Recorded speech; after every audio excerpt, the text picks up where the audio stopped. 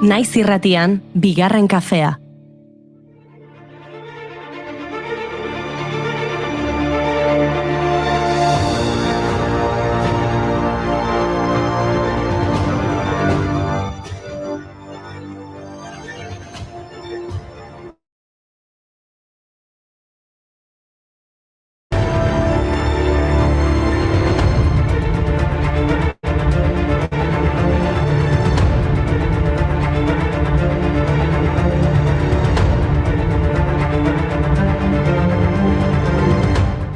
Arratsaldeon, ongi etorri bigarren kafera eta batez ere zorte on. Gaur hasi dira unibertsitatera sartzeko azterketak Nafarroan. Azken urteetako formatuari eutxiko dio, baina orain arte ezagutu dugun probaren azken urtea izango da. Izan ere, 2021ko hezkuntza erreformaren eredu berriek azterketa berri bat ekarriko dute. Datorren urtean hasiko dena. Memorian oinarrituta egon beharrean, gaitasunetan sostengatuko da azterketa berria. Azterketa kopuru txikiagoa izango du, baina historia edo matematikez gain, heldutasun azterketa bat ere ezarriko dute. Mundu guztiarekin ongi gelditzea, zinezkoa dela konturatuko zara zere bizitzan, baloreak aukeratu behar ditut, ideiak garatzean, pertsona bezala hobetu.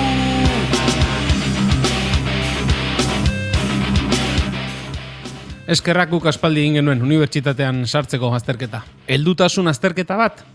Hemen egiten ditugun txisteekin haur hezkuntzara bidaliko ninduten ni behintzat, azkar batean. Hala ere, lasai egon daitezela gure entzule gazteak. Selektibitateko azterketa berria urtebete atzeratu eta 2028an egingo da behin betiko bertsioan. 2024koak beraz aldaketaren bat izango du, baina ez da sakona izango. Esan bezala, zorteon ikasleien Nafarrei gaur hasi baitira, eta zorteon Araba, Bizkaia eta Gipuzkoako ikaslei bihar hasiko dira eta. Lasaiago daude Ipar Euskal Herrian, urrengo astera arte ez baitira hasiko baxoa probako azterketak egiten. Aztu dut mutilurata, nolaz azterketa, bigarren deitxura ere, aztu egin zaita. Bizitzako zoriona omen dugu aztera, denaztuz momentua biziko dut gustura. Bizitzako zoriona omen dugu aztera, denaztuz momentua biziko dut gustura.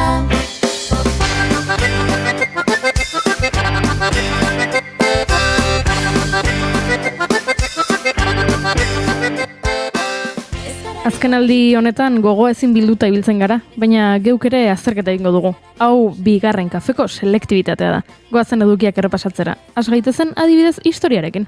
Gaurko egunez, 1954ean Normandiako lehorreratze famatua gertatu zen. Overlord operazioaren baitan izan zen. Overlord bigarren mundu gerrako mendebaldeko fronteko operazio militarra izan zen. Alemaniako okupaturiko mendebaldeko Europako herrialdeak askatzea helburu zuena. 150.000 soldadu aliatur lehorreratu ziren Normandiako hondartzan, eta lehen egunean helburua lortu ez zuten arren, abuztuaren 30ean alemaniarrak Sena ibaiko haranetik erretiratu zirenean, Overlord operazioa amaitutzat eman zuten. Mundu mailako gerra intimo eta latz baten, beste behin zeure buruari biziraun diozunez.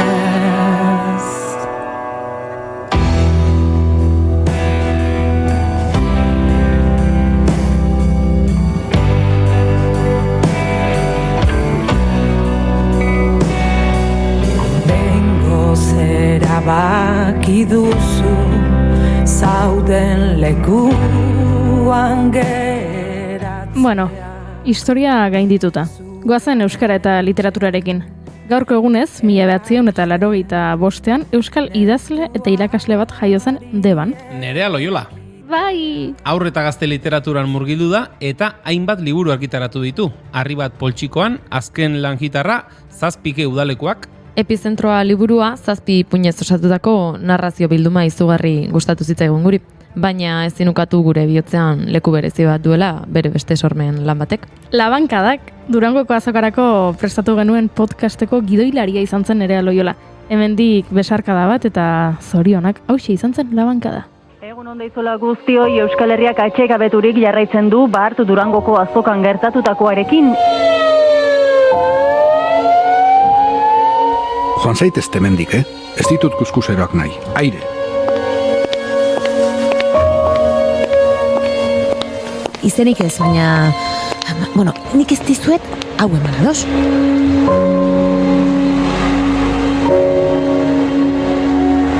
Euskal literatura iluna zela esan zuela, etzebilen oker. Literaturari buruzko azterketan orezko matrikula lortu dugu. Ea, goazen ba, kimikarekin.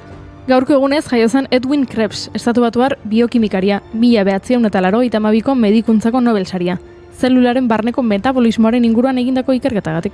Eta gaurko egunez jaio zen Richard E. Smalley, estatubatuar kimikari eta fisikaria, 1986ko kimikako Nobel saria. Eta gaurko egunez hiltzen Jerome Kerr estatubatuar kimikaria, 1985ko kimikako Nobel saria, baita Eiichi Negishi ere, japoniar kimikaria, 2010ko kimikako Nobel saria. Para la fusión, salgan corriendo, aborten la misión. Paradoja espacio-temporal, entre mis piernas este clima tropical que me ahoga, que me ahoga, que me aprieta. No siento nada, no discierno entre el bien y el mal. Me niego a que me adoctrine una ley universal. Historia, euskara eta literatura eta kimika eginda. Ingelesezko azterketa ere izaten dute selektibitatean, ezta? Bai, eta ingelesa ikasteko ez dago pelikulak jatorrizko hizkuntzan ikustea bezalakorik. Gaurko egunez, 1935ean, The 39 Steps filma estreinatu zuten. Alfred Hitchcockek zuzendu eta Robert Donat, Madeleine Carroll, Lucy Manheim eta Geoffrey Tirl aktore kantzazutakoa. Nik aukera nahiago ingelesezko musika entzumena praktikatzeko esaterako. 1962ko ekainaren 6an, The Beatles taldeak Abbey Road estudioan grabatu zuen lehen aldiz. Bertan ezagutu zuten George Martin eta Besame Mucho, PS, I Love You, Ask Me Why eta Love Me Do kantuak grabatu zituzten.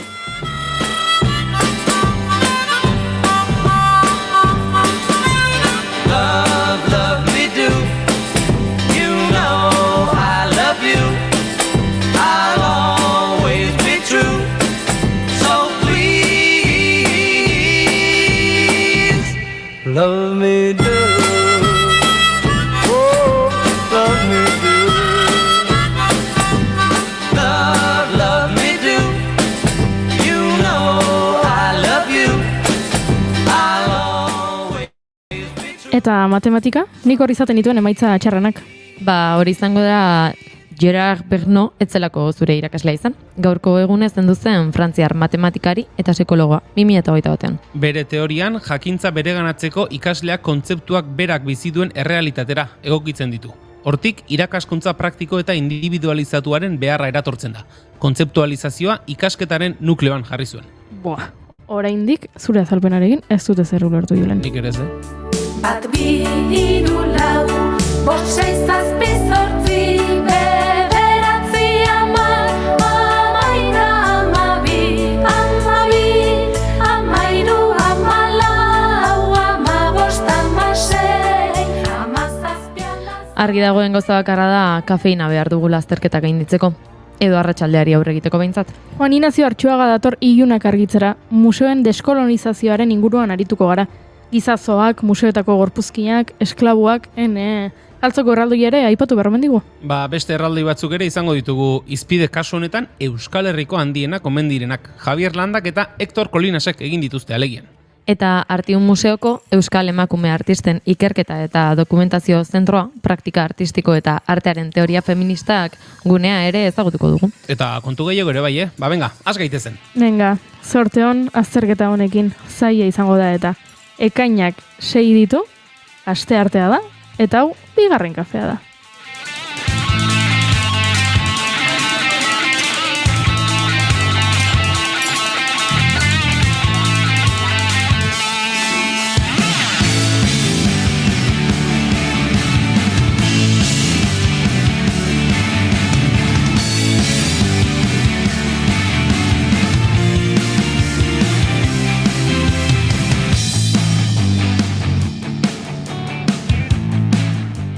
zuekin txiste txarretan humorezko matrikula duen Julen Goikotxea hor begozo, arratsaldeon. Gustatu zaite humorezko matrikularena. Arratsaldeon bai.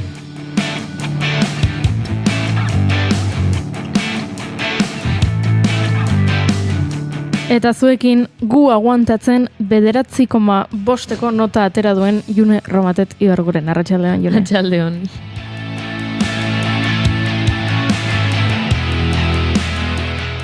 Eta ni hementxe, Goiuri 6 arandian nauzue eta bi hauan artean nago.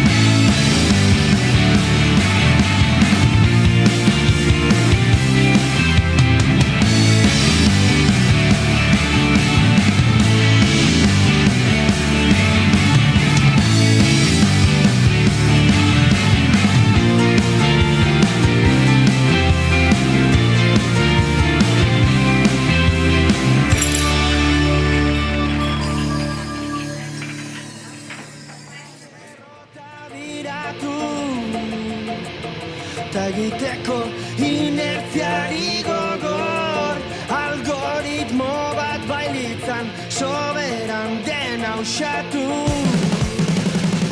ta bueltan naiz galbare bat behar dut galderen jerarkia bat galera bat eta zu ekuaziotik. Esan bezala ongi etorri, ikasle guzti eta hain ikasle ez zareten horiei ere. Bigarren kafeak 600 eta bigarrena du gaurkoa, ekainak 6 temperaturak gehiegi. 602 gradu baita ere. Eta arratsaleak 4 eta 17. Gu ezin egonarekin gaude.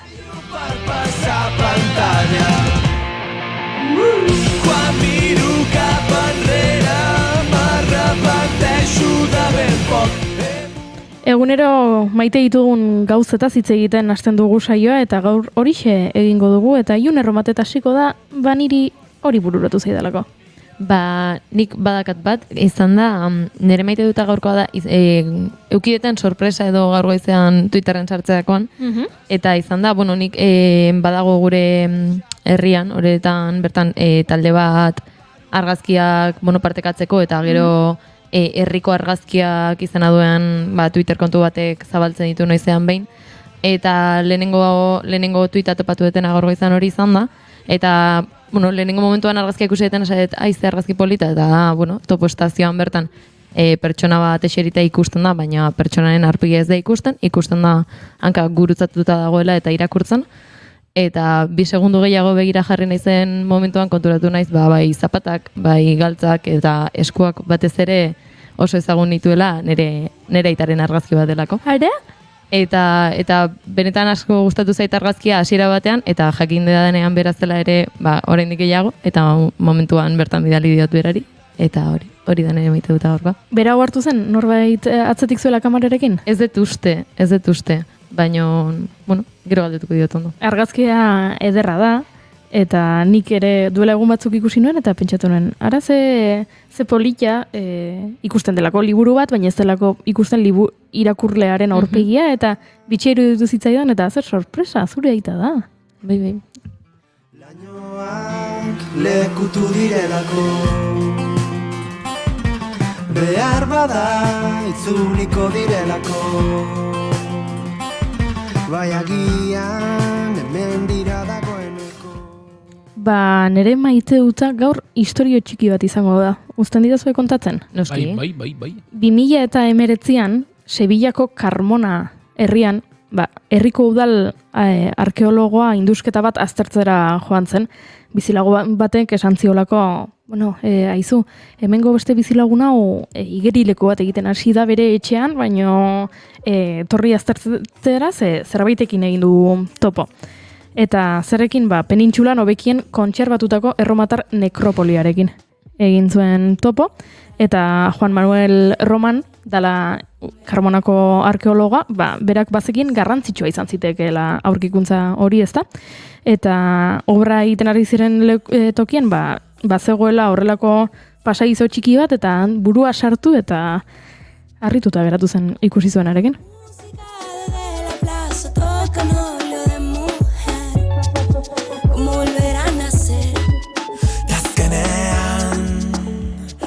Hasieran pentsatu zuten ilobi bat zela, baina aztertzen hasi eta ez zen ilobi bat, mausoleo bat baizik, 8 horma hobi individualekin, arpilatu gabe egontzena, espezialisten harridurarako, eta albisteak noski munduari bira eman zion. Bertan zeuden Kristo aurreko lehenengo mendeko gorpuzkin batzuk.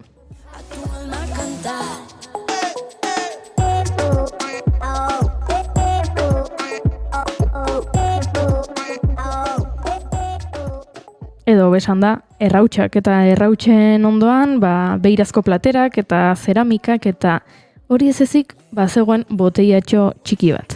Eta geratu zen gure protagonista, historianen protagonista pixkat harrituta boteiatxo horrekin, eta ikertzen hasi zen, bazen arroxa koloreko kuartzozko botila bat, eta tapoi bat zuen, eta barruan bazegoen zerbaiten aztarna.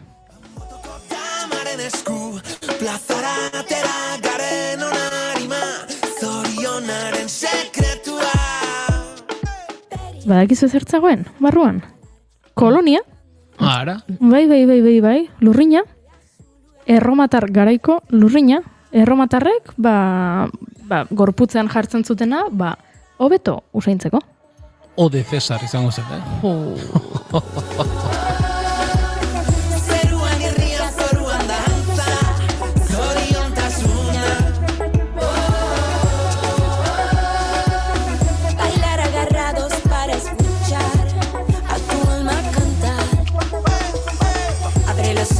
Dame la mano, vamos siguiendo este ritmo pegado. Nos queda tiempo, tenemos tiempo. Sigue hasta abajo, más lento. Esto es tuyo y mío, cuerpos almas. Ordura arte, boteiatxo asko topatu zituzten, ez? Munduko hainbat tokitan, eta ikerlari asko uste zuten, hau izango dela, ez? Kolonia gortetzeko boteia, baino 2019 arte, aurkikuntza hau iritsi izen arte, ez zuten arrasturik topatu benetan aztertzeko, zeren usaia eukiko zuen horrek, zer gustatzen zitzaien, erromatarrei. Eta, hor aritu dira, urte hauetan ikertzen, eta badakizue zeren usaia duela? Patxuliarena. Zerena? Patxuli. Patxulia. Eta patxulia. Ez da landare bat, eta... Bale, ez, besterik gabe. Cause the high's so much better with you. Oh my God, been a hell of a ride, but you feel like a religion. And who knew love will leave me feeling this good? I have to praise you like I should.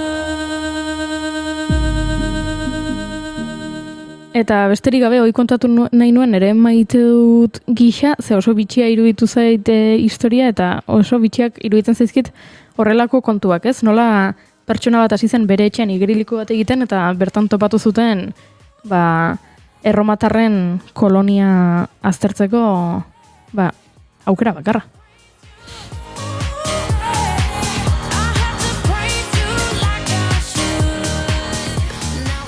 Hori bai, ez dakit azkenean piscina egiteko aukera izango zuen, ze pentsatzen dut ilobia eta mausolea eta zela eta hor udaletxeak esku hartu eta israelariek esku hartu eta gizajoa igerileku gabe geratuko zen, pentsatzen dut. Beste nomaiten utziko zioten gero, ez? Bai. Ez nauk gehiagik ezkatzen.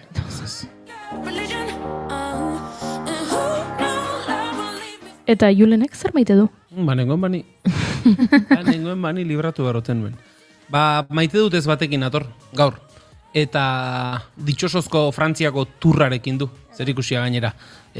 Hogeita bost egun edo zenba geratzen diren, turra hasteko, eta ez dakit ikusi duzuen nola ari diren tur lagunak eskatzen hor kanpaina bat bada, bolondresak eskatzeko egun horietan, turra Euskal Errepidetan izango dugun egun horietan, naiz eta kanpaina hori Euskal Herrian hiru probintzietan igaroko den egun horietarako den, ari dira bolondresak eskatzen, eta horixe da, bolondresak eskatzen ari direla, eta itxuraz ez da behar beste jende izena ematen ari, eta ez dakit, uztailaren bian, ez dakit zenbat orduz, txaleko hori eta banderin batekin eta txilibito batekin errepide bazterrean eguzkipean, ez dakit zenbat ordu egon behar baduzu, eta kasu batzutan, zure ardura puntu ere izango duzu, ze bide gurutze bat zaindu beharko duzu agian, eta, ez dakit, edo nortokatu liteke ez, esaten duena ez, ni atera egingo naiz, eta hor, zure ardura puntu ere baduzu, eta ez dakit, azkenean,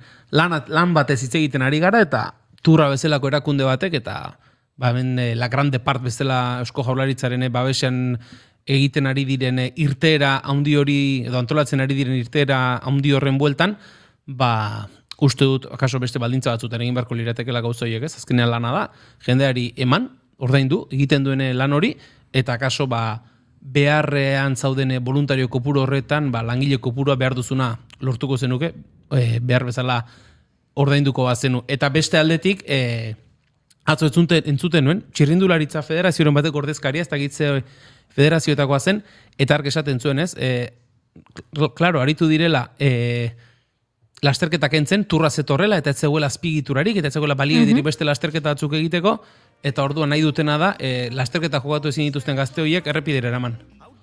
Bolondrez bezala lanera. Eta ez dakit, nik uste dut, denak ez duela balio. Ea norbait desberdinege agertzen da udaberri honetan.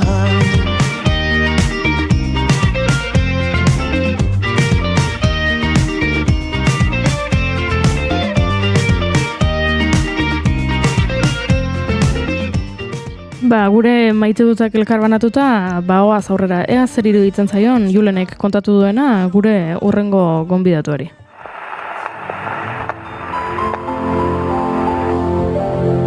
Engine hums and bitter dreams grow, heart locked in the Gran Torino. It beats a lonely rhythm. Gramofonoa, Estitxu Pinatxorekin. It beats a lonely rhythm all night long. It beats a lonely rhythm.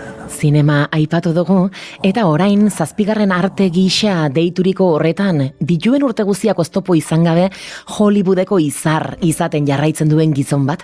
Gaur urteak betetzen ari delako baita ere Clint Eastwood, kantu honen egilea, eta hasierako zati honetan ahots urratu horrekin aditu duguna. Gran Torino pelikularako idatzitako abesti eder honetan Jamie Cullum laguntzarekin. Realign all the stars above my head. The warning signs travel far. I drink instead on my own. Know how I've known. Jada entzun gai duzue Gramofonoaren azken saioa. Gure webgunean eta podcast plataformetan. Gran Torino. Whistling another tired song.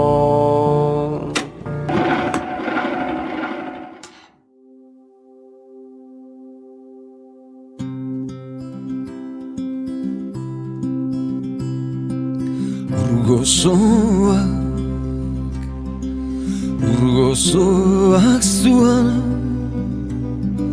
lurra zaintzen. Lur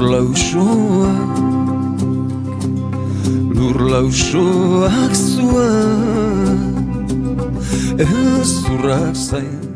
Tradizioz, museoak arteen eta kulturaren zaindari izan dira, eta unibertsitateekin batera gai historiko-artistikoen ikerkuntzaren babesle. Bisitariak haiengana joaten ziren eztera, ikastera, eta baita artelanekin gozatzera ere. 20. mendearen erdialdean, masa turismo kulturala hasi zenean, museoek modu berriak hartu behar izan zituzten publiko zabalaren aisialdi beharrak asetzeko.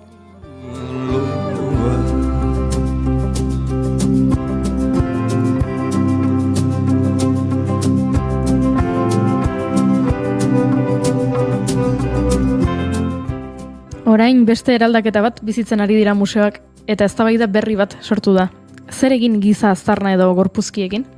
Ez baitira kultura ondasunan soiak, hildako pertsonak dira eta duintasunez eta errespetatuz tratatu behar dira.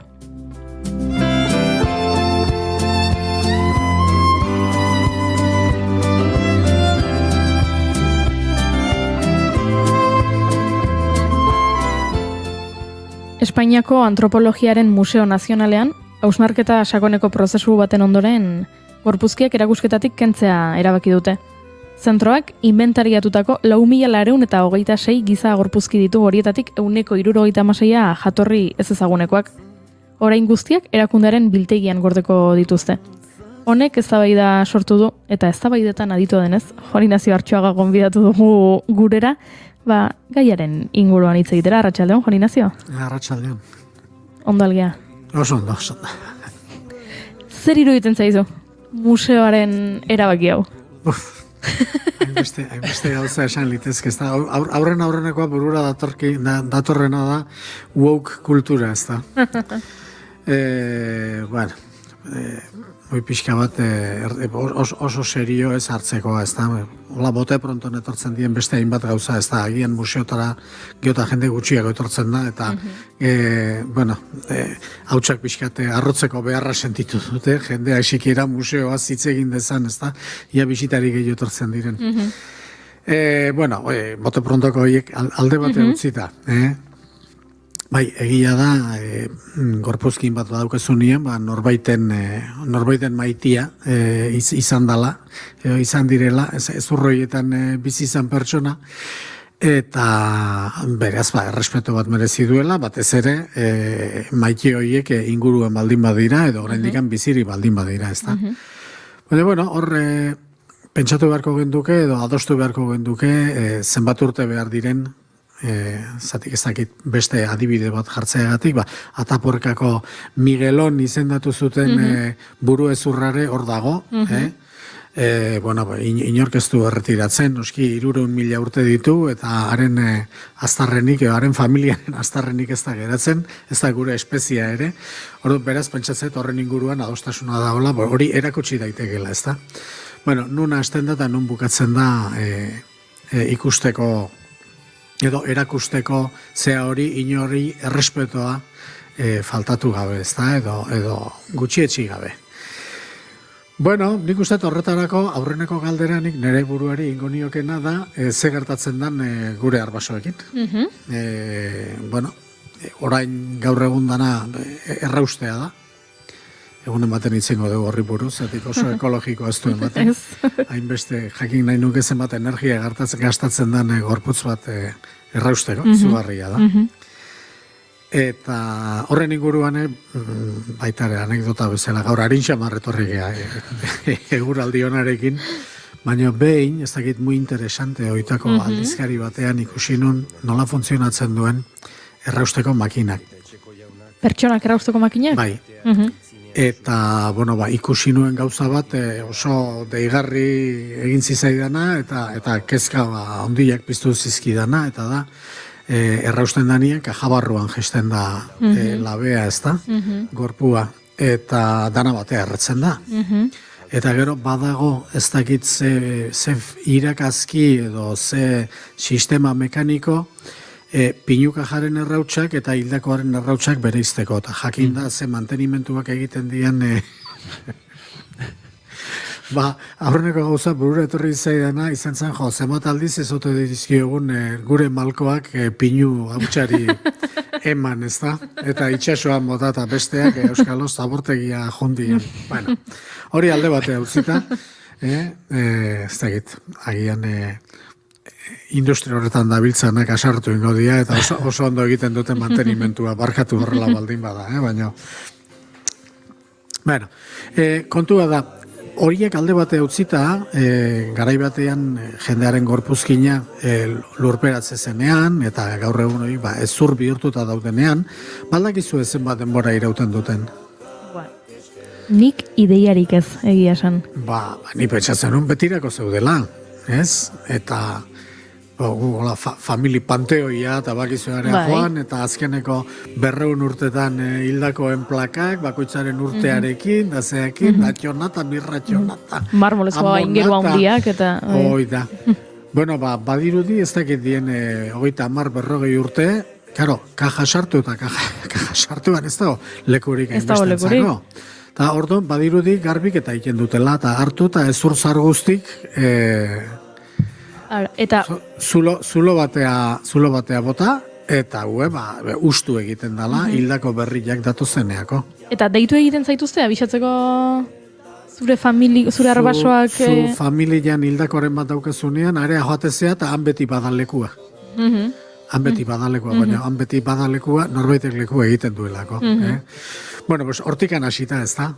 Esan nahi dut, gauzoiek nola hartu, bueno, uauk izan gabe, gauzoiek nola hartu, oindala 200 urteko ez dakit nungo buru ezurra, nire atxonan ezurrak, seguro asko, inork ez dakit nun dauden, eta zuenenak berdin, orduan, bueno, ez dakipa, izango da jendea, edo erlijiosoagoa, edo gauzoietan fede handigoa duena, baina nik uste, debate hau badirela debate importanteagoak edo pixua handiagokoak, ez da? Baina beti ezen dugu horrela debate sakon eta gizartea aldaraziko dutenetan murgildu eta batzutan behar dugu horrelako... Bai, bueno, ez dut esan nahi debate horretan ez dagoela mamirik, baina bai planteatzen danean, albistearen aritik planteatu duzun moduan, ez? Hau zer da, erakusgai jarri daiteken objektu kultural bat edo pertsona baten gorpuzkinak errespetua merezi dutenak, ez da? Alde hortatikan eta oso zarra izandakoan eta familian nordan jakin gabe eta nik benetan ez diot ikusten. Beste kontu bada, objektu hori nola iritsi den museora. Eta hor sartzen geha beste histori batean. Kolonialismoa tartean sartzen baldin badugu, hori ja beste kontu bada. Eta hor egon daiteke sentimentu antikolonial indartsu eta oso justifikatu bat atzean, eta hor ja sartzen geha beste alor batean, ez da. Bueno, horren arira... honea ekarri genezake, ez dakite oso ezaguna dan, oso zabaldua dagoen, baina, gorpuzkin, ez dakit, Afrikako buruezur bat, edo jibaroek murriztutako buruezur bat, auki dezakegun bezala, garai batean, da ezain aspaldian, bazien gizazoak egon ziren Europan. Niri hau iruditzen zait. Kontu etzan gorpuzkinak erakustea, baizik eta famili batek hartzea, antxe jartzea itxitura baten erdian, beren bizimodua egiten, gamatxatu behar da, orduan etzegoela telebistarik, etzegoen dokumentalik, eta jakin mina handia zegoen, garai batean. Jakin mina ona da, baina gero ikusi behar da, pertsona horiek nola etorri ziren, ez da? Gizazoak zeuden, gehien bat exotikoak, edo beste arrasatakoak, eta beste kulturatakoak ziren jendeak erakusteko, eta, baina, garaiko zea da, gure begiekin, ezin dugu gaitzetsi baino, baina garai hartan pentsatu behar da, ez ziala bakarrik, ez dakit, Senegaldarrak edo Patagoniako jendea, zo batean erakusten zana. Pentsa dezagun oso urrutikoa ez dugun altzoko handian, eta, garai hura zen, industrializazio garaia, jendea baserritik kalera mugitzen den garaia, baserriko mundu itxia eta mundu, bertan bukatzen den mundu hortaz aparte, magina bat gauza daudela deskubritzen den garaia, eta orduan jakin mina da oso handia, eta normaletik, kakotxartean normaletik ateratzen den guztia, erakutsi egin behar da, eta jendeak ordaindu egiten du. Eta hartzen dituzte erraldoiak, eta hartzen dituzte ipotxak, eta hartzen dituzte siamesak, eta hartzen dituzte, Ze gertatzen dago, gauza bada, jakin mina, ezin gaitzetsi bere horretan, ez da, baina bestea da, ze baldintzetan, Bastakit, gaur egon iguan, prostituzioaz diskutitzeakoan esan genezakena, ez da? Gauza bada nola iristezean horrela, Eta beti estremoak esaten dianak, ez da? Gurasoak profesional liberalak dituen 17 urteko neska unibertsitaria, 1.000 euro bakarrik ematen diote paga hilabetean, eta hori gutxi da, eta orduan, hortan sartzen da, gorputzaz ere eskatzen dio, gustatzen zaio, eta nahi ditu 15.000 irabazi, paga gehiokin nahi du. Karo, horren kasua, edo Brasildik esklabu ekartzen dutena, ez dauka zer ikusirik, eta hemen ere pentsatzen dute, gizazoak, horrela esan da, benetan, Gizazoa da. Ez dauka itzekirik, ez da, gure gaurko begien aurretik, ez da, baina, eta zirkoetan, edo ikuskizunetan, baina, orduan ere, etzan berdin izango, zirko batian, eta bazkari trukean ibiltzea, edo Inglaterrako erreginaren aurrean, ematen zinutanean, ematen zintuenean, munduko gizonik altuena zinalako, ez da? Bizimoduak eta zenbat diru irabakiziko zuten, batzuk eta besteek, eta, diferente izango zara. Baina hori alde bate utzita, pentsa daiteke, epoka kolonial, batez ere, beste arrazatakoak zirenak, eta koloniatakoak zirenak, ez zutela oso tratu duina jasoko, seguru asko, eta ez zirala aberastuko, ez da ere. Baina, esan da bezala, beste garaiak ziren, eta beste garaiak zirela ilustratzeko, eta pixkate, hola, haizearen kontrako kontu batzuk aipatzeko, honekin lotuta, esklabutzaren kontua ekarri genezake, ez da? Eta datu kuriosoa, segura asko jendeak ezagutzez duena. Zue badakizue 1500 den hasi eta 1650 bitarte. 1500 hasi eta 1650 bitarte? Bitarte horretan, Ameriketara eraman ziren esklabu beltzak izan ziren 600.000 inguru. Bai? Urte horietan, Turkiar eta Magrebiarren korsarioek esklabutu zituzten Europar txuriak gutxi gora bera kalkulatzen da 1.200.000 izan zirela. Hau, turkiarrek? Bai, turkiar eta berberiskoak edo esatezana. Bi alakua. Beltzen bi alakua esan hori jendeak ez daki. Nik enuen ideia. Beti gaude, gero esklabu beltzak egia da, 18. mende eta 19. mendean ja plantazio handiak eta azukre kainabela eta hasi zirenien, hor ja askoz gehiago izan ziren, 5 milioitik gora izan ziren eraman zirenak. Baina, bitarte hortan, 150 urte horietan, askoz esklabu txuri gehiago zegoen Turkiar imperioan eta Afrika mediterranear kostalde horretan, beltzak Afrikan baino, beltzak Ameriketan baino.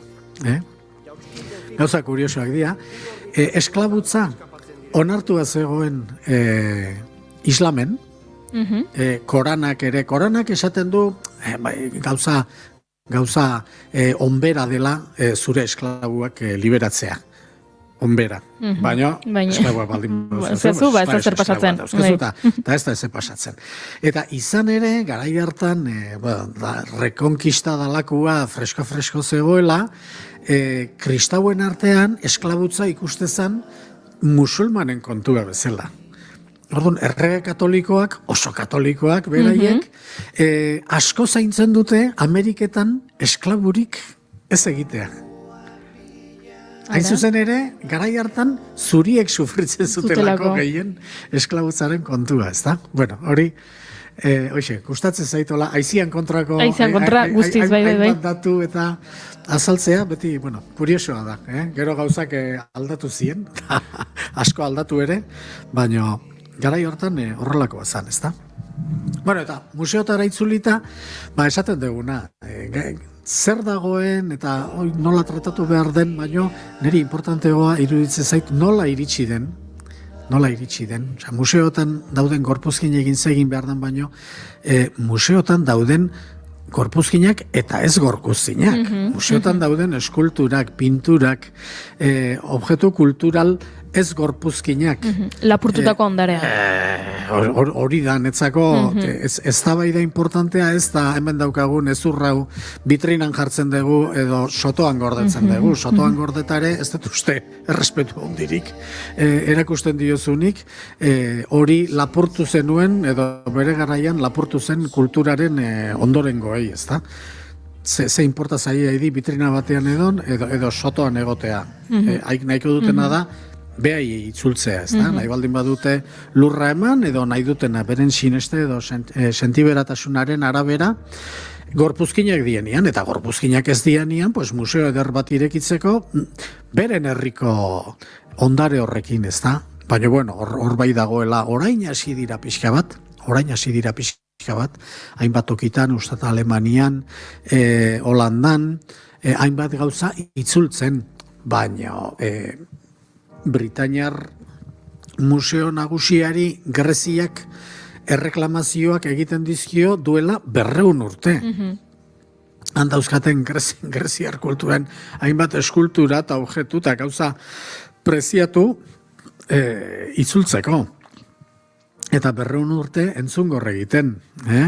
Bueno, orain datozen mobidakin BRICS-ekin eta leheno konparatzen genduna, eta pixka bat hirugarren mundu horren gorakadarekin, eta espero dezagun gauza batzuk pixka bat aldatzea, zati lehenago urte luzetan aitzekilare izan da museon aldetik esatea, bai guk hau itzuliko dugu, eta nun demontre sartu behar dezue, ez padukazue museo bat kondiziotan, zeatan, konserbatzeko, eta hori ez da. Bueno, hori gerotaz zailagoa da. Argudio horri eustea, eta argudio horri eutsi ezean, pues ez da gehiago geratzen. Bueno, egia da, gero, hainbat objektu badaudela erositakoak.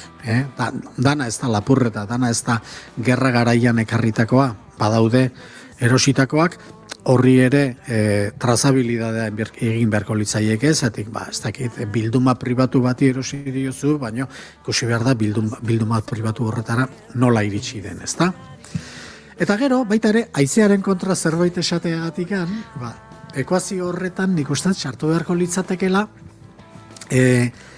aurkitzaileak merituren bat izango dula, ez da? Esan nahi dut, zenbat eta zenbat aldiz, gure inguruan daukagunari ez diogu bate baliorik ematen. Bai, eta hori gertatzen da, hori unibertsala da. Ingurukoa, arrunta, betidanik ondoan ezagutu duzuna, bestiozu baliorik ematen. Besteenak gehiorak hartzen gaitu. Espainian beida zegartatu zen Alhambrakin, esate baterako, Granadako Alhambra, nunbait, hijitoen bizileku bihurtuta zegoen, Amerikar bat etorri zen arte, eta ostras, esantzun arte. Bueno, kanpotikan etortzen dan horrek, eta gauzai balioa ematen laguntzen duen horrek zerbait merezi du, ez da? Puskan bat eman beharko zaio, ez? Esan nahi dut, alde horretatik badago, bere posizio ekonomikoagatik, edo kolonia izan gabe ere, zuzenean kolonia izan gabe ere, baina badaude, arkeologoak, toki batea joan dienak, bestea joan dienak, eta han zegoen ondarea baloratzen edo haren balioa azpimarratu dutenak eta munduaren begietan haren balioa goretsi dutenak, ez da? Bueno, zehose, puskan bat haiek igual merezi dute, ez da? Ez nagusia, baina, bueno, puskaren bat zerbait mereziko dute, ez da? Lokatzetan sartzen ari zara, Juan Ignacio? Ez, hau da, detalle bezala. Hau esaten dudanean, euneko, ez dakit, esango nuke, asko jota euneko postaz ari, euneko 85 biztan da, bertan egon behar duela, eta egon beharko lukela. Eta ni pentsatzen dut, pixkana, datozen urtetan ikusten hasiko gehala, hori mugitu egingo dela. Hori da nire irudipena. Daude Londreseko Museo Britainiarrean, zuk aipatu duzun museo hartan, ara begira jartzen dira asko, hitz egiten dutenean lapurtutako objektuetaz, eta lapurtutako ondareaz, eta datuak, beraiek emandako azken datuen arabera, behaiek dauzkaten artelanetatik eta obretatik begira entzun hau, zizugarria da. 164.000 Iraketik datoz. 120.000 Egiptotik. 82.000 Frantziatik, 64.000 Turkiatik, 65.000 Greziatik, 58.000 Txinatik, eta horrela India, Iran, Japon, Israel... Indiaren zainegoen, hain baju dago listan? Oso baju, bai. India 53.000. Besterik ez. Bai, eta hemen datuetan ere, aipatzen dute, hemen gertatu zen gauza oso bitxi bat, Nigerian badaude Benin eskulturak deiturikoak, eta 4.000... Brontzeak, Beningo brontzeak. Beningo brontzeak 4.000 zauden Londresko Museo Britainiarrean, eta Nigeriak urteak pasa ditu eskatzen. Gureak dira, eta 2018an badirudi iritsi zirela akordio batera, eta albisteak irakurri izan genituen, esanez, museoak itzuli egingo dizkio 4.000 brontzezko Benineko eskulturak Nigeriari.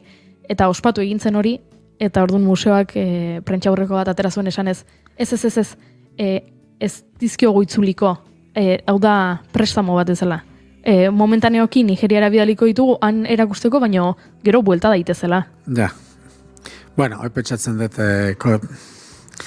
en fin, ezin dutela hori esan, seguro asko etorriko dan abalantxa ekiditearren, baina badakite prestamun utzita geroztiela etorriko. Guztetoi danak jakinen gainean dutela. Baina petxazazu, amore ematen badute batekin, eta esan dituzun kopuru horiek, milaka eta pieza, Nigeria bialtzen badituzte, Irakek eskatuko ditu, eta Iranek eskatuko ditu, eta danak eskatuko dituzte bereak. Bueno, azken... Bigarren mundu gerra iritsi arte, aurreko 150 urtetan Inglaterra izan da imperioa, jakin min etnografikoa eta imperioa batera joan dira 150 urtez, eta normala da, espolio handienak Britainia handiak egin dituena. Eta, baino, nik ez dakit, nik ez dut uste horrela gera daitekenik. Oindikan nahiko imperialista daude, baina besteak eta itzultzen hasten baldin badira, oso nabarmen gehatuko da. Nik uste, datozen, ez dakit, 30-40 urtetan, ondare hori itzuli egingo dela, ondare horren zati handi bat, edo zati nagusia, itzuli egin beharko litzatekeela. Ez alda gilegi 30-40 urte?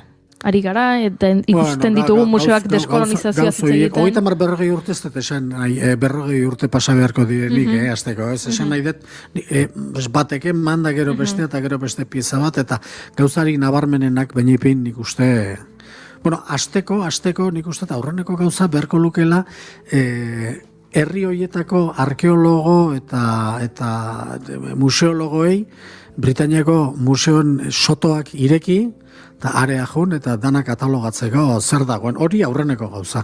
Jakiteko ze eskatu behar duten, eta ate zabaleko olako politika bat. Eta ez dut uste momentuz horrelako hori dagoenik, baina ez gainerakoan, normala da, ez dauka nundik heldu.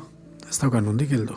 Nik esan dut ez, 30-40 gehiegi dela, baina egia esan, Juan Ignacio kontu azaldu duen bezala, ez da inbeste kontuan edukita adibidez, adibide hau. Museon Weltkulturen de Frankfurteko kultura museoan, zuzendari berri bat aukeratu zuten, emakume bat, eta izena ea topatzen dudan, orain, Clementine Delis, izan zen museoko zuzendaria 2011 eta 2015 bitartean, eta museo hartan omen daude 77.000 objektu Asiako ekialdetik, Afrikatik eta Ozeaniatik ekarritakoak edo lapurtutakoak, eta Clementinek esan zuen, berak prozesu bat abiarazi nahi zuela museo hartan, ondare hori itzultzedin bere herrialdetara. Eta hasi omen zen gida bat egiten, eta interpretazioak, eta katalogazioak, eta hori zuen helburu, eta kalera bota zuten. Eta plana hortxe zegoen, eta bazirudien, aitzindaria izango zela museo ura, Alemaniako Frankfurteko museo ura, eta bestek ere kopiatu egingo zutela, eta azkenean norbaitek erabaki zuen hori ez dagoela ondo, eta kale gorrian geratu zen gure Clementine gaixoa. Horrelako indar atzeragoiak beti egongo dira, resistentziak beti egongo dira. Ondarea galtzeko eta... Baina, iritsi behar du. iritsi behar dut, gaina oso poliki izango liteke, ez dakit, beste modu askotan egin daiteke, hemengo piezak bidaliteke beste tokietara, azkenian ordezkatuta egoteko pixka bat munduan izan den evoluzioa, ez da?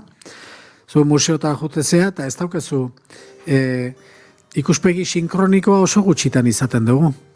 Nik uste oraindik, naiz eta tarteka ikusten den hori geota gehiago, baina, oain dela 5.000 urte, nola genden, eta esatezu, oain dela 5.000 urte, brontze aroa, ustagize, kromletxak, eta maoriak zertan zebiltzen ordun, eta txinoak, eta zeak, eta Turkian, eta hori deitzen diot ikuspegi sinkronikoa, ez da? Osea, munduan zertzan, garai bakoitzean, ez da? Hori oso polita da, eta museoak, nik ez dakit nun hori erakusten den, toki batea joan, da esan behi da, alako garaia, eta behi da, hemen, hau, eta beste toki batean, beste hau, eta beste tokitan beste hau. Hori oso polita litzateke, eta seguru asko, erakargarria, baita ere, esaten duguna, museotara jende ez dela gehiagi joaten, ez da? Ikuspuntu berri bat egiten baduzu, eta, izan liteke gaina oso gauza polita adiskidantzako kontu bat, eta kolonialismoa garaitzeko edo, ez bakarrik, kontua ez da erreparazioa, eta hemen mea kulpata, kolpeak petxun eta guazen itzultzea, guazen gure ondarea dan zerbait, original hemen utzita, gaur egun ja kopia digitalak perfektoak egin daite edo zer gauzarekin, olako banderinak aldatu, futbolian eitezana, banderinak aldatu, elkarri eman zerbait, hartu eman bat izatea, eta gure piezak ere, kanpora bidali, horrelako ikuspegi orokor bat eukizaten beste tokitan ere, ez da? Bueno. Eskerrik asko, Juan Ignacio Artxoaga gurera etortzagatik, eta gure eztabaida honetan parte hartzeagatik, museoko arduradunekin harremanetan jarri beharko gara, zure bideo zatitxo hau bidali, eta lanean has daitezen, eta hobesten dugu 30 urte baino epe laburreagoan bada. Lasai, ez dute batek asui.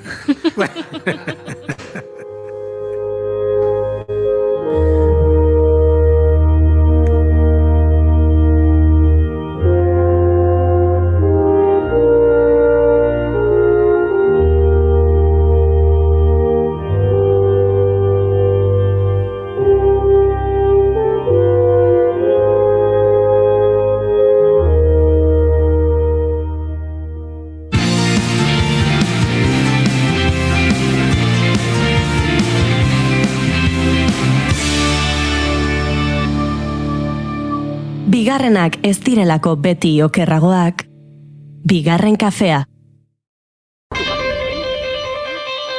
Gelditu makinak.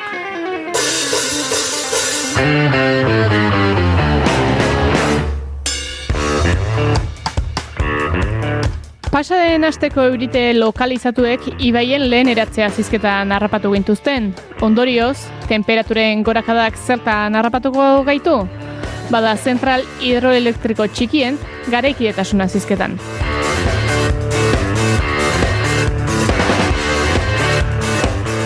Bide beretik jarraituko dugu izan ere Timako errotazar indarratxeko German Egiluzekin izango dugun elkarrezketa asko aibisate ikerlarekin izen genuenaren osagarri dugu.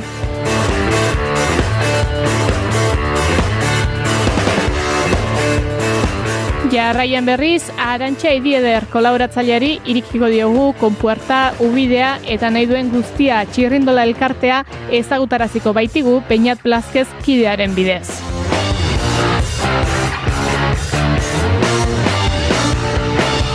Indar sintetikotik abietuta beraz, Gelditu makinak saioaren 3. denboraldiko 33. saioa. 3-3-3, kolkoa bete, asteragoaz.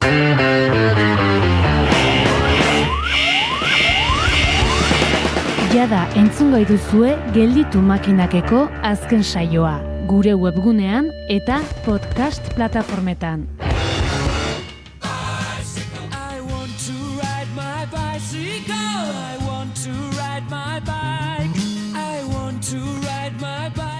Julen, zuk zale bezala nola bizi izan duzu turra? Zein da zure oroitzapena? Bertara joan nintzeneko, ziurrenik. Bertara pare bat aldiz joan naiz, Pirineotara etaparen bat ikustera, eta hortxe, gazteago ginenean, kuadrilarekin joan, eta antxe, parranda pixka bat egin, antxe, jende ezberdinarekin, eta hurrengo gunean eguzkipean etapa ikusi, eta horrelako horitzapena dauzkat. Parranda nun egiten da? Han bertan, zauden lekuan, askori mugitu gabe. Belarretan, antxe. Baina horretarako... Ondo hornituta joan, eta listo. Hori, esan behar nun. Baina frantziarrak egoten dira asko, eta frantziarrak horretan maixua dira. Galdera hauek egin dizkizut, baina ez niri otu zaizkidalako. Hau, naiz irratiko galderak dira, ze horixe galdetu diete, turrean izan diren hainbat euskal txirrindulariri, eta lehen da biziko gonbidatua Mikel Astarloza izan da.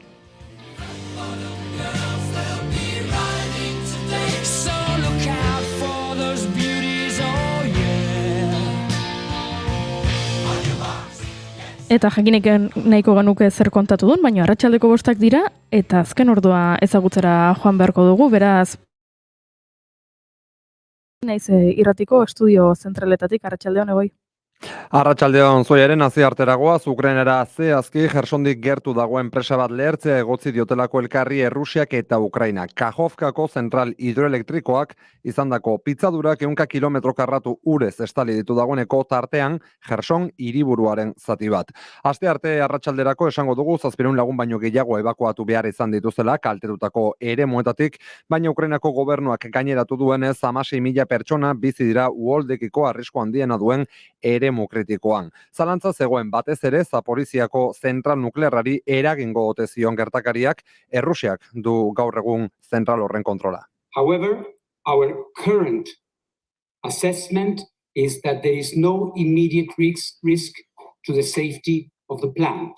Bazentzu horretan, lasaitasunerako deia lehenik eta behin nazioarteko energia atomikoaren erakundeko buru Rafael Grossik esan baitu erakundeko adituak zentralaren segurtasuna bermatzen ari direla eta ez dagoela une honetan bere biziko larritasunik zentralarentzako. Hori bai ohartarazi du urtegiaren urmaila egungo martxan gustutzen jarraituko balu posible litzatekela zentralaren nukleoak eta larrialdiko diesel motoreak kaltetzea istripu nuklear baterako aukera areagotuz. Era halakorik gerta ez dadin, Grossik zehaztu du une honetan alik eta ur gehien ponpatzen ari direla Zaporiziako zentraleko oste ubideetara. Era berean larrialdi egoera baten aurrean Zaporiziako zentral nuklearraren parean presaren leherketak bere ur mailan eragin ez duen ur biltegi bat dagoela ere ekarri du gogora nazioarteko energia atomikoaren erakundeko ordezkariak. It is therefore vital that this cooling pond remains intact. Nothing must be done to potentially undermine its integrity.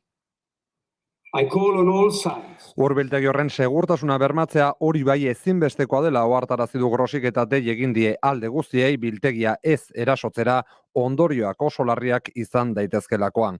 Espero dugu datozen astetan hondamendi nuklear baten berri ez dugula eman beharko. Beste bi kontutxo bizkor nabarmentzeko, bata Baionan astelehen honetan Baionan polizia antiterroristak atxilotutako lagunari ekintza ekologista batean parte hartu izana egozten diotelako horixe bera zabaldu dute Frantziako zenbait hedabidek. Mediapartek dionez, Lafarge eraikuntza enpresaren Marsella ondoko fabrikan sartu ziren 10 aktivista sabotajea egiteko. Zehazki, enpresako erraustegiari egin zioten eraso baita aparatu elektriko eta lanerako ibilgailuei ere. Baionan bertan, lan arlotik azken aipamentxoa Frantziar estatuan eta ondorioz alabearrez Ipar Euskal Herrian ere pentsioen erreformaren kontrako 14. greba eguna izan dutelako gaurkoa. Baionan intersindikalak ditutako manifestazio egin dute eta bertan 6.000 lagunek parte hartu dutela zehaztu dute sindikatuek eurek. Errepidetan arazorik ez dugula dio trafiko zuzendaritzak, beraz honeaino momentuz bigarren kafeari konexioa eta gu bueltan arratsaldeko 6 puntuan informazioaren ariaren 3. edizioan. Eskerrik asko Egoi Belategi, guk aurrera egin behar dugu kontu zinez bitxiarekin.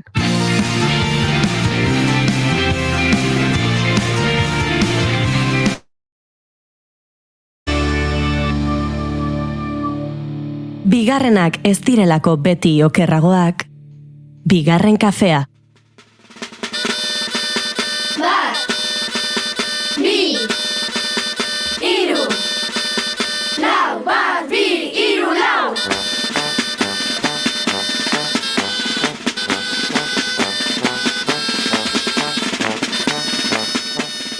Zer lirateke Euskal Herriko festak erraldoirik gabe?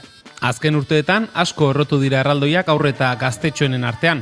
Dabiltzan lekuan jarraitzaile kuadrilla handiak izaten dituzte atzetik, eta txikienek miresmenez begiratzen dute nola egiten duten dantza hain modu finean, beti gora begiratu eta kasik amaierarik ere ikusten etzaien dantzariei.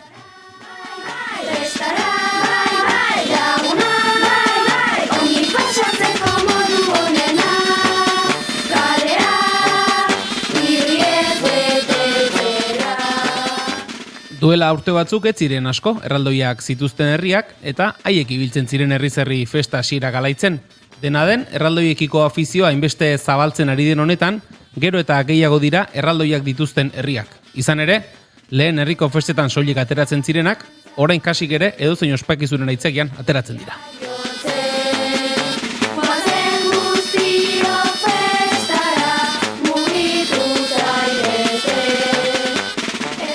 Azken urteetan erraldoiak egitera animatu diren bi lagun gonbidatu ditugu bigarren kafera. Javier Landa eta Hector Colina salegiarrek buruan zerabilten ideia gauzatzeko erabaki hartu zuten eta baita gauzatu ere. Juanito eta Carmele erraldoiak dotore asko ibiltzen dira Alegiako kaleetan. Ideia sortzen denetik kalean dantzan aritzeraino dagoen prozesu ezagutzeko, beraiekin hitz egiten haste izango dugu bena. Javier eta Hector, arratsaldeon eta ongi etorri. Bai. Atxaldeon, Joren. Bai, berdin, arratsaldeon. Bueno, dena esango dizuegu, pentsatu genuen, Juanito eta Carmele ona ekartzeko esatea, baina uste dut ez zirela kabituko, ezta? Nahiko alan hemen aie bia sartzen edo zer? Bai, egi esan, nahiko haundik atera zaizkigu erraldoiak, hasiera baten idea igualetzan olako haundik iteatola, baina bueno, nahiko haundik bai, egi esan. Bueno, irakurri dugunaren arabera, eta hori zuek esango diguzue, Euskal Herriko erraldoirik garaienak, altuenak omen dira. 4 metro eta 28 zentimetro, eta 4 metro eta 26 zentimetro omen dituzte. Datu hori egia da, benetakoa da? Badukuzue horren erregistrorik? Bai, egia da, bai. Urbildu mikrora, lasai, urbildu. Bueno, egia da, bai. Nahi gabe atazi zaizkigun, horako haundik. Haundik zirela ikusi, eta bueno, neurtu ingen ditun, eta behiratu berun internet ez zaitu ginen behiratzen, ze altura zuen, eta bai, Euskal Herriko haundinak atera zaizkigula, eta pentsatu gabe gauzek egiteatik, ez? Izan zen... Bueno, esplikazioa egi esan nahiko sinplea da. Azkenen, erraldoiak iteko idea sortu zen, da materialak eta hola biltzen hasi, eta egur listoi batzukin, ez da, erraldoiak iteko material beharrezkoa, eta egur listoiak beak eman zuen, ja erraldoiak beharko zuen aurrenengo alture. Eta gero hortiken aurreia, egi esan asko zehatu gabe, planifikatu gare, hola, gutxi gara ateatzen juntzien hainen ingenitun, eta, bueno, nahiko alture handiezekala ikusi genuen, eta, pentsatu genuen, bueno, ontazkeoz neurtu inbarko ito erraldoiak, eta neurtu genitun, eta gero, bueno, kuriosidadea ez da, eta gain garreon, bakizuen nola izatean, zenbat neurtzote bestek, eta orduan, Wikipedia junginen, eta hor ikusi genunez, Donostiko omoteien altunako jartzeo, Wikipedian jartzeo, badiela erraldoien mundu, nez, gutxerara 4 metro inguruko izateiela, eta Donostiko nahiko altuko teien 4 metro amostekin. Eta bueno, gurek egesan trampa txikioa daukea, da laburun txapela nahiko handie daukeala, baina txapelaino neurtuta behintzat, 4 metro eta 28, eta 4 metro eta 26 neurtzea aiatu ginen bai. Bueno, datua hor dago, bakarra mata salduko da, esango dena. Igual lehengoa beste bueno, baina, oraingoz behintzat, dakigunaren arabera hoiek dira, akaso Leister bate mata salduko da, 4 metro terdikoak egin berrituela esanez? Igual. Bilbo konbato, akaso, Akaso, bai. Eraikinekin hori gertatzen da, Hori da, horregatik. Eraikitzen ari direnean, munduko dorrerik altuena izango da, eta Dubain eraikitzen ari dira, eta batean esaten dugu norbait ez, Kuala Lumpurren hasi dira dagoeneko beste bat altuagoa egiten. Bueno, Google dakigunen arabera, oraingoz, Juanito eta bitxikeria nor da altuagoa? Ietan, Juanito edo Carmele? Juanito. Juanito da 2 zentimetro altuagoa. Hoi da, bai. Bueno, eta guain igual pixkat altuak izango jo, porque tako batzu jarrizki hau, azpitiken azkenen egurrek eta pixkat protegitzeko, eta pixkat gehiago kiko guen, neurtu genituen azkenengo alditiken. Ez ditu berriz neurtu, baina bueno. Bai, bueno, lehen osatena pentsatu gabe edo egin genitula, gero kontuatu ginen jende egititula propio 4 metron azpitik, tuneletan eta sartzeko, eta kalen dauden argindarra eta telefono kableen azpitik sartzeko. Gure herri txiki hortan, arazoik nola ez dauka eurez kable asko ez dagoelako, ez ginen, ez gero narreta jarri historia hortan, eta haundinak ataz zaizkidu.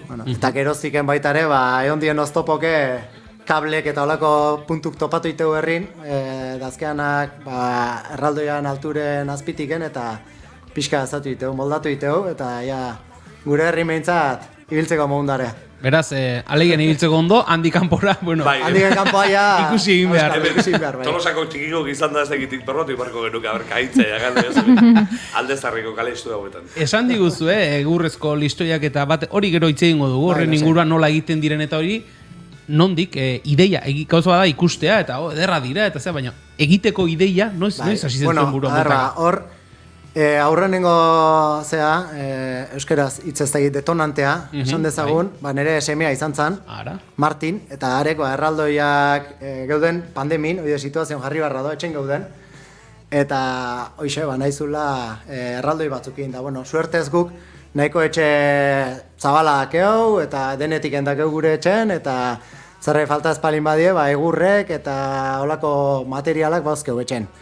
Eta, jarri ginen, da erralde txiki bat ingenun, denon arten, familia arten, famili giron, eta hori izan zen aurrenengo erraldoia ingenuna, eta, izena jarri genion Sancho, Naparroko erregen omenez.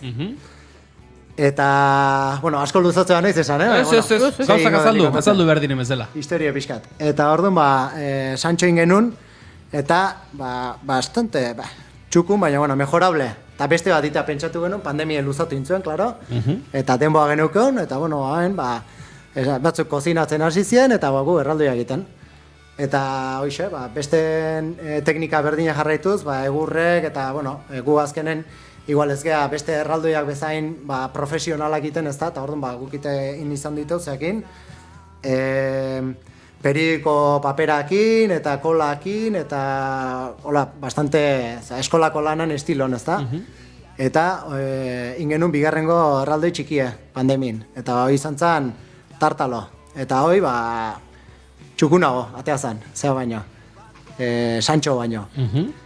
Eta semea gustoa, eta gure gustoa, eta esan genuen, eta behin hasi ezkeo zatiken ez ditu, ondiko egiten, ez? Behin esku hartuta. Hoi da, hola xe. Ditxozuzko pandemia hori. Hoi da, eta orduan pandemia eta nere semea, bi detonante gutxi gara bera. Pentsatzen dut, Javi, azkenean egiteko modua antzekoa izango da, baina gauza bada, zuk esan duzun bezala, ez? Semearekin edo etxekoekin antxe erraldoi koskor bat egitea, edo 4 metro inguruko proiektu batean sartzea. Ondo esandek, eta esku gehiago behar dituk, eta hor jende gehiago parte hartuta, baina betire, esan dezagun, jende ez profesionala, o bintzat borondate honeko jendekin indakoa izan da, eta, holaxe, bota genion nire atxei eta beste bere laun bat aleiko arotza izan dagoa urte askon, jubilatuta da ona, Lukas, zautuko zu. Bai, zautze du, bai. Zautze du, eta orduan esan genion, erraldoi handi batzuk igual zeatik enezin, ezta? Eta holaxe, nire atxe eta Lukasen arten jarri ziren martxan, eta intzuen eskeletoa esan dezagun, egurrezko estruktura hoi. Esan dizutena, harrapatu zituen listoi haundinakin, basikamente. Bai, horretan ere sortea, dakinari uste bezala gorik ez dago, ez da, egiten. Eta Hector, Javik eta Bultza hasiera mandako proiektu horretan, noiz agertzen zara? Zuzeu? Pandemiako momentu latzo egiten ez.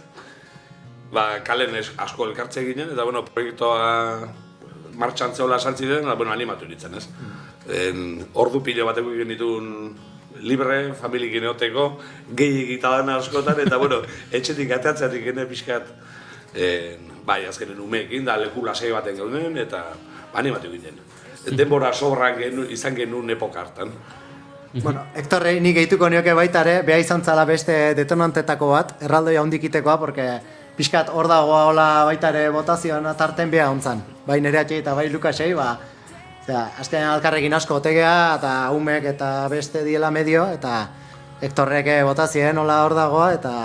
Hori ere behar da, ez? Sua piztuko den horre behar da. Hoi da. Egiten dakiena izatea ondo dago, baina haiek zirikatuko dituen bat izatea ere behar da. Ez, alako gauza egita. Etxeo potroik eta alako.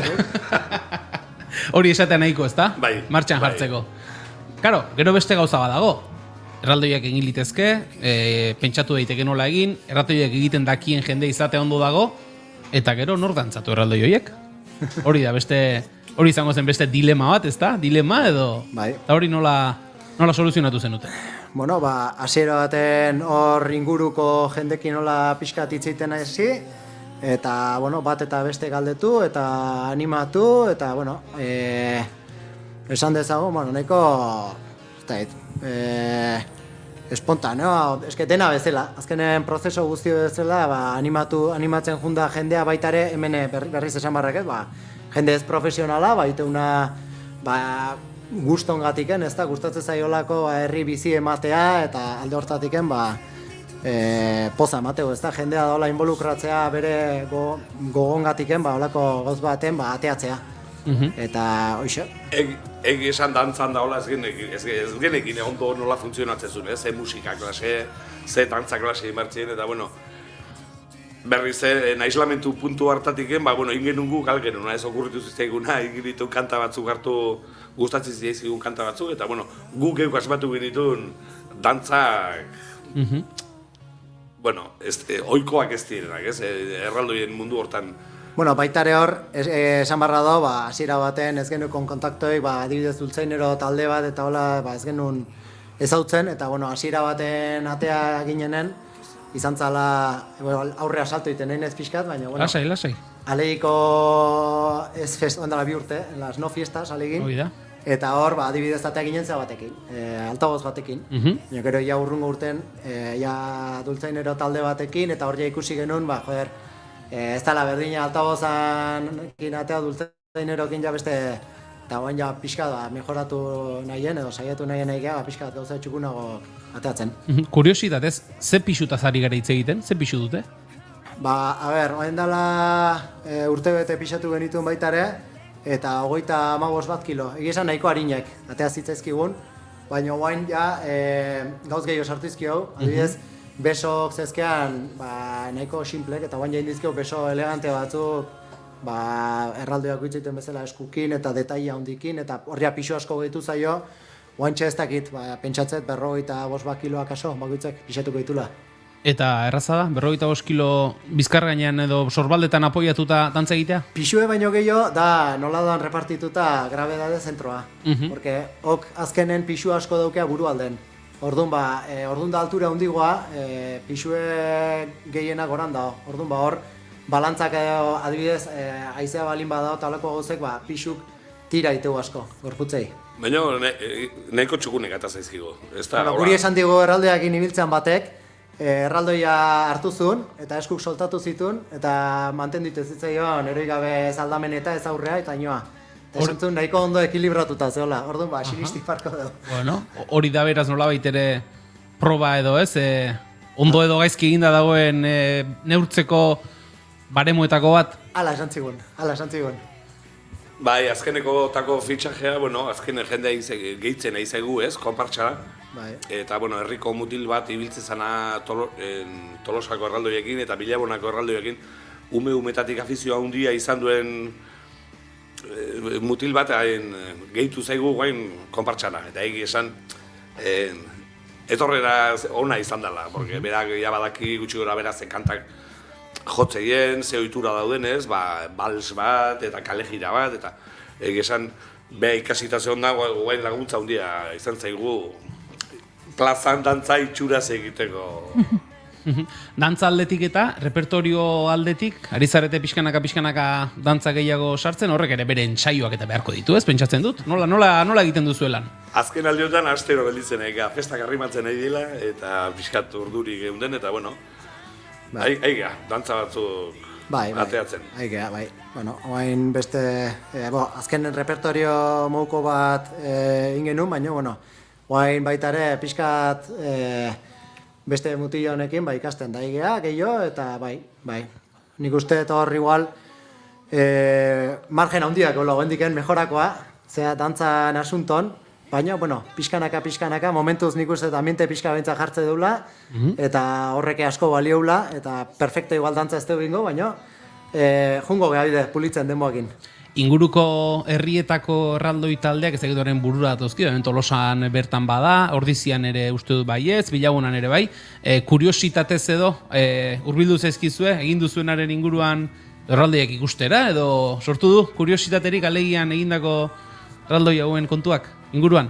Bai, lehenko urten atea ginen Bilagunakokin, alegiko festatan, eta gero komentatu ziguen, Ibarra ateatzeko kontue, baina, bueno, egi esan, ez dakeu, hasiera baten behintzat, herritik kanpoa konpromiso gehiagidu ez du sortu nahi. Entenditzen, azkenen nahiko konpromiso da izati, teo aste burutan, eta hasiera baten gure intentzioa herri mailan iteko izan da. Gero ez dakit aurreago ez dut deskartatzen, jakintzazu, hemen nola jutean aurrera biden, baina hasiera baten, idea zen, alegin ateatzea. Ibarratik indigue, gonbidapena luzatu igue, eta, abuztua, fetxa txarrak, hor gabiltz. Eta, hain handiak izan da, eta profesionalak izan da, garraiatzeko alde batetik bestea, ez dakit, zailtasunak ikusteitegu, eta momentuz nahiko... Momentuz, alegia zentratuko geha, eta, Hori zetera nindua, kamio bat beharko da, ez? Hauek garraiatzeko, kamio handi xamar bat beharko da. Hemen gauze da, beste erraldoiak normalen desmontablek izatea. Eta gurek ez die, gure die pieza bakarra. Pieza bakarra. Claro. Orduan Kabia hundie behar deula. Hundia, bai. Eta beste aldetik esango du, ez? Euskal Herriko herri esango diegu, Juanito eta Carmele berain herritan ikusi nahi baituzte, kable mugitu gara daudela. 4 metro terditik gora behar direla kableak, bestela etzaretela joango. Paspare, beto. Gero gaina erraldoi altxata betire altura hundigo hartzeu, eta baietz, 4 metro terdi, hor jarriko dugu, baremoa. Izkutuan begira neguko lambro artean izoztuak bezala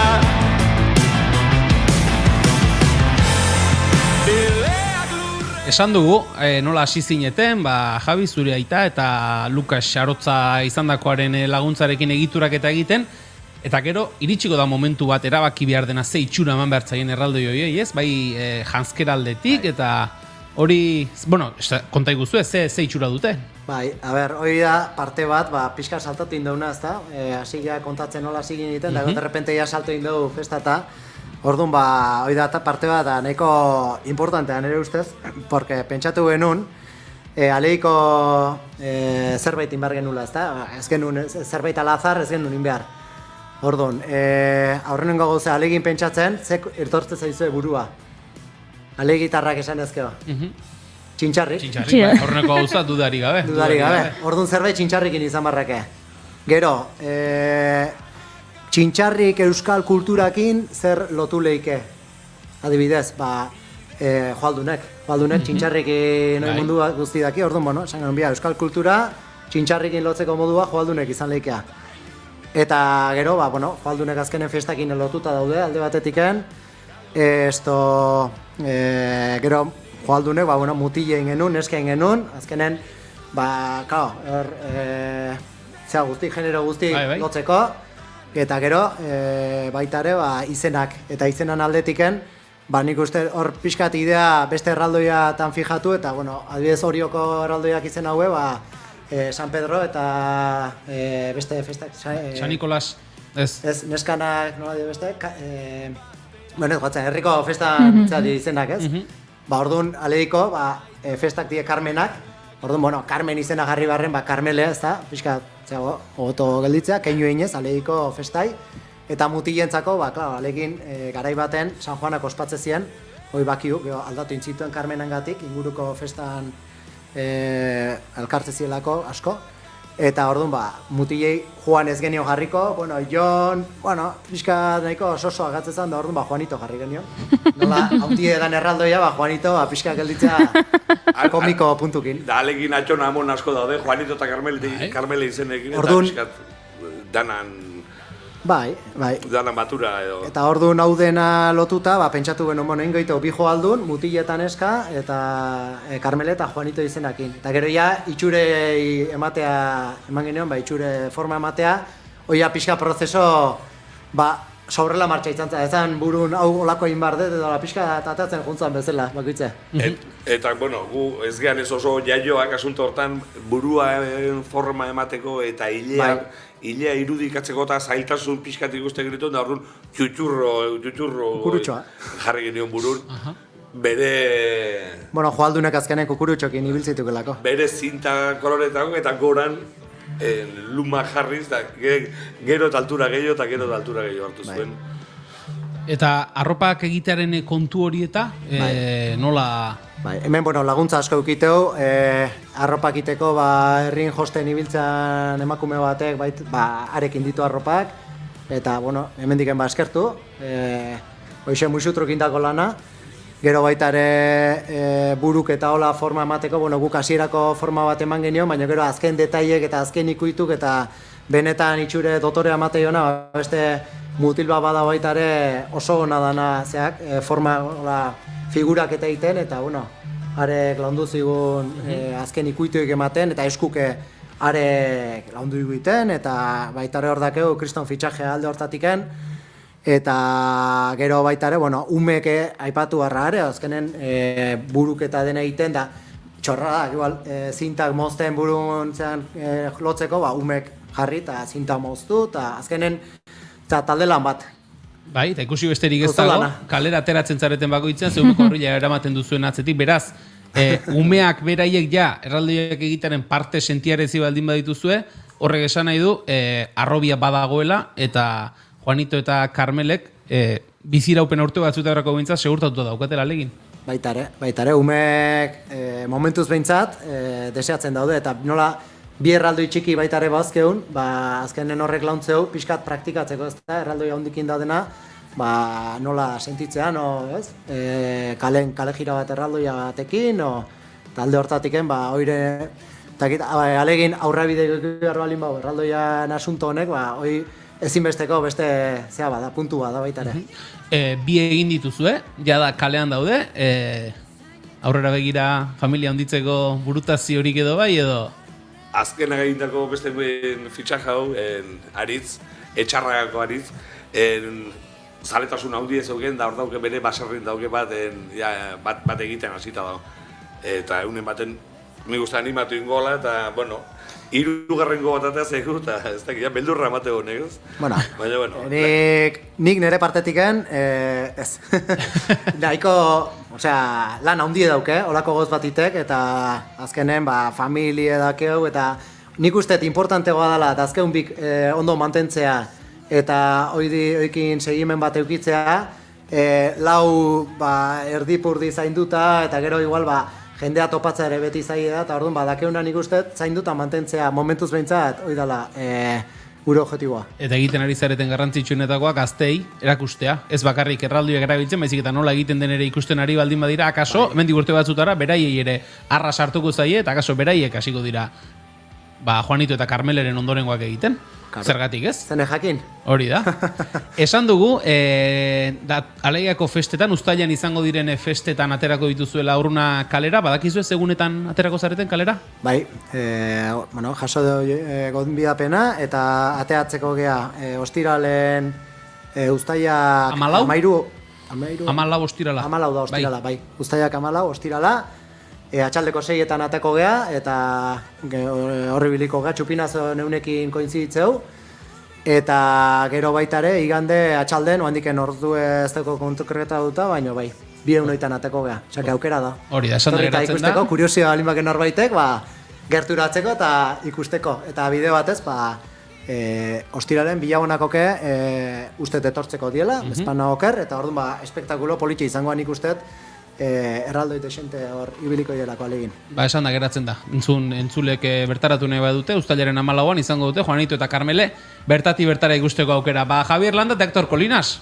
Juanito eta Karmele sortzearen errudunak, esan nolabait esateko, eskerrik asko, bigarren kafera hurbiltzeagatik, eta kontatuko diguzu hemendik aurrera ere nola doan kontua.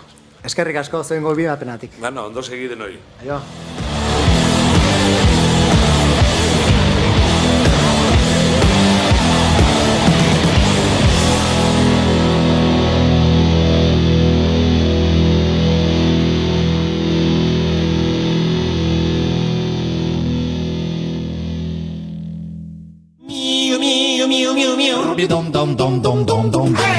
Hei, popon, hementxe Josh eta Jon. Garbitu belarria eta gozatu pila-pila. Irratitik mundura, Xatoken Moura. 15 igande iluntzeko 9:00 Xatoken Moura, naiz irratian.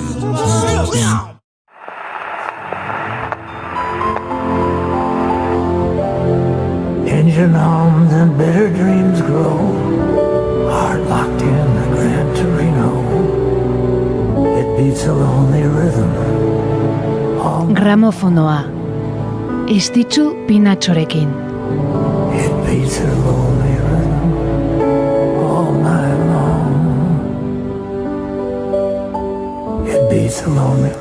Zinema aipatu dugu, eta orain 7. arte gisa deituriko horretan, dituen urte guztiak oztopo izan gabe, Hollywoodeko izar izaten jarraitzen duen gizon bat. Gaur urteak betetzen ari delako baita ere Clint Eastwood, kantu honen egilea, eta hasierako zati honetan ahots urratu horrekin aditu duguna. Gran Torino pelikularako idatzitako abesti eder honetan Jamie Cullum laguntzarekin. Realign all the stars above my head. The warning signs travel far. I drink instead on my own. Know how I've known. Jada entzungai duzue gramofonoaren azken saioa. Gure webgunean eta podcast plataformetan. Through Gran Torino. Whistling another tired song. Juaren rinrina entzun dodan lehenengo gauza, da zego xobizera gartien ez nau, mundueri aurregiteko geu. Eta Juleni galdetu diogu, zale bezala zein den bere turreko oroitzapenik berexiena, nola bizi izan duen turra aurreko urteetan, baina June zuri egokitzen zain zu orain erantzutea? Ba, nik turra beti, ez da, enaiz oso ziklismo zalea, eta badut inguruan jendea ikusten duena eta, baina nik gehiago lotzen dut, eta suposatu dut jende askok ere siesta garaiarekin. Ora? Badakat oso oroitzapen garbi bat, eta da guk bazkari familiarrak egiten ditugu herriko jaietan, eta turra tokatzen da egun horietan, eta guk bazkaltzen dugun, edo aurrek bazkaltzen dugun gela horretan dago telebista, eta askotan osaba eskapo egiten du bazkaritik. Ondoko ohean etzaten dago bazkaltzen ari garenean, eta turra jartzen du, naiz eta amonak mandoa izkutatzen duen, eta botatzen du siesta. Orduan, nik beti siestarekin lotzen dut. Beraz badakigu Junek ez dituela naiz irratiko tur etapen kontakizunak entzuten. Ondori hori ere atera dugu. Ez da ezer gertatzen, lasai. Ziklismoa eske ezin dut. Bueno. Zenik edo zer gauzen goreuke, zagozen nekure heldu arte, bizitzeri edo zartezkatzen gehiago, zugazantzan eikie baino. Bueno, siesta ordua aipatu duzu, baina ostegunean traola ni turrean izan nintzen proiektuaren baitan kirolarian Jon Garaterekin entzunteko aukera izango dugu, txirrindulariek beraiek nola bizi izan duten turra, eta hau eguerdiko ordubiak eta 10:00 izango da. Hau da, bueno, siesta baino lehentxeago, ez da? Fiskalenago, ondo, ordu ona. Hobeto. Garat eta astarlo zentzun, eta sistara. Hori da, sekulako plana. Bigarren kafe entzun gabe. Hori sekula ere, ez, Txikienik ezin eban, emoten dana zitxaroten bueltan, inor jodidu barik ibiltzen munduan. Goizeko 11:00, daundino gogean, nahi neban talde guapo batekin, baina loka txiki. Ba, igo bizikletara eta has gaitezen ibiltzen, ze Gasteizeraino iritsi behar dugu.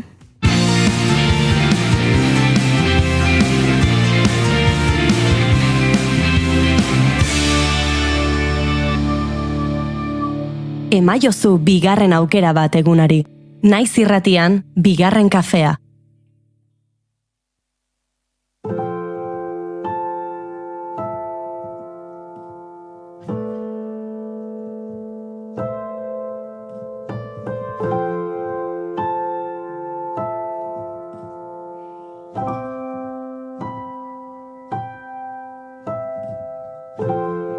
Aulki huts bat dago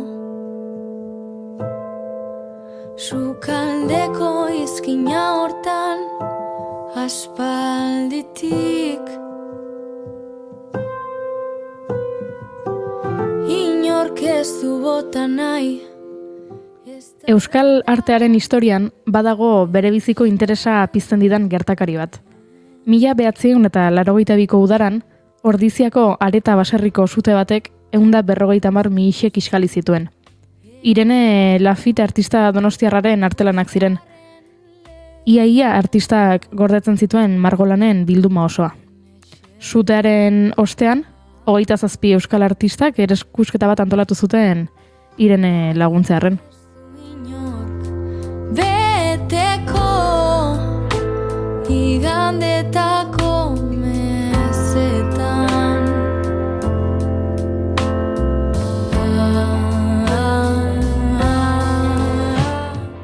Gertakari hori ezagutu nuenean Irene Lafiteri buruzko informazio bila hasi nintzen, eta iruzkin hauekin egin nuen topo.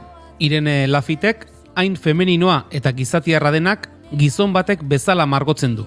La Vanguardia Española, 1900 eta 1972.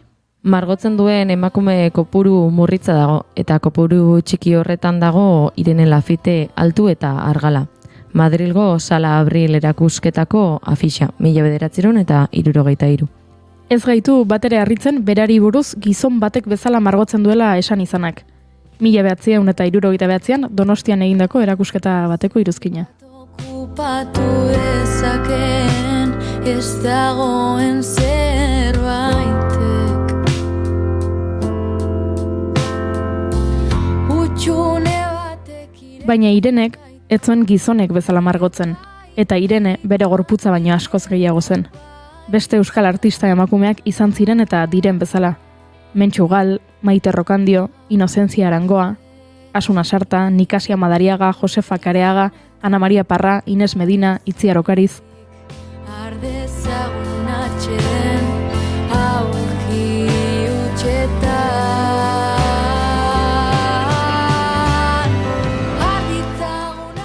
Emakume artistak egon, bazeudelako eta badaudelako. Virginia Woolfek famatuki esan zuen emakume idazleek sortzeko gela bat norberarena behar zutela. Emakume artisten kasuan, gela horrek hormigoizko kubo zuri handi baten itxura du. Artiu museoan dago, eta Euskal Artisten Dokumentazio Zentroa, praktika artistikoak eta arte feministen teoriak izeneko espazio bat da. Aipatu ditugun emakumeak eta beste hainbeste izen topa ditzakegu bertan. Hainbat belaunalditako euskal emakume artisten egoizpenarekin zerikusia duten iturri bibliografikoak eta dokumentazioa biltzeko eta zabaltzeko gune bat baita.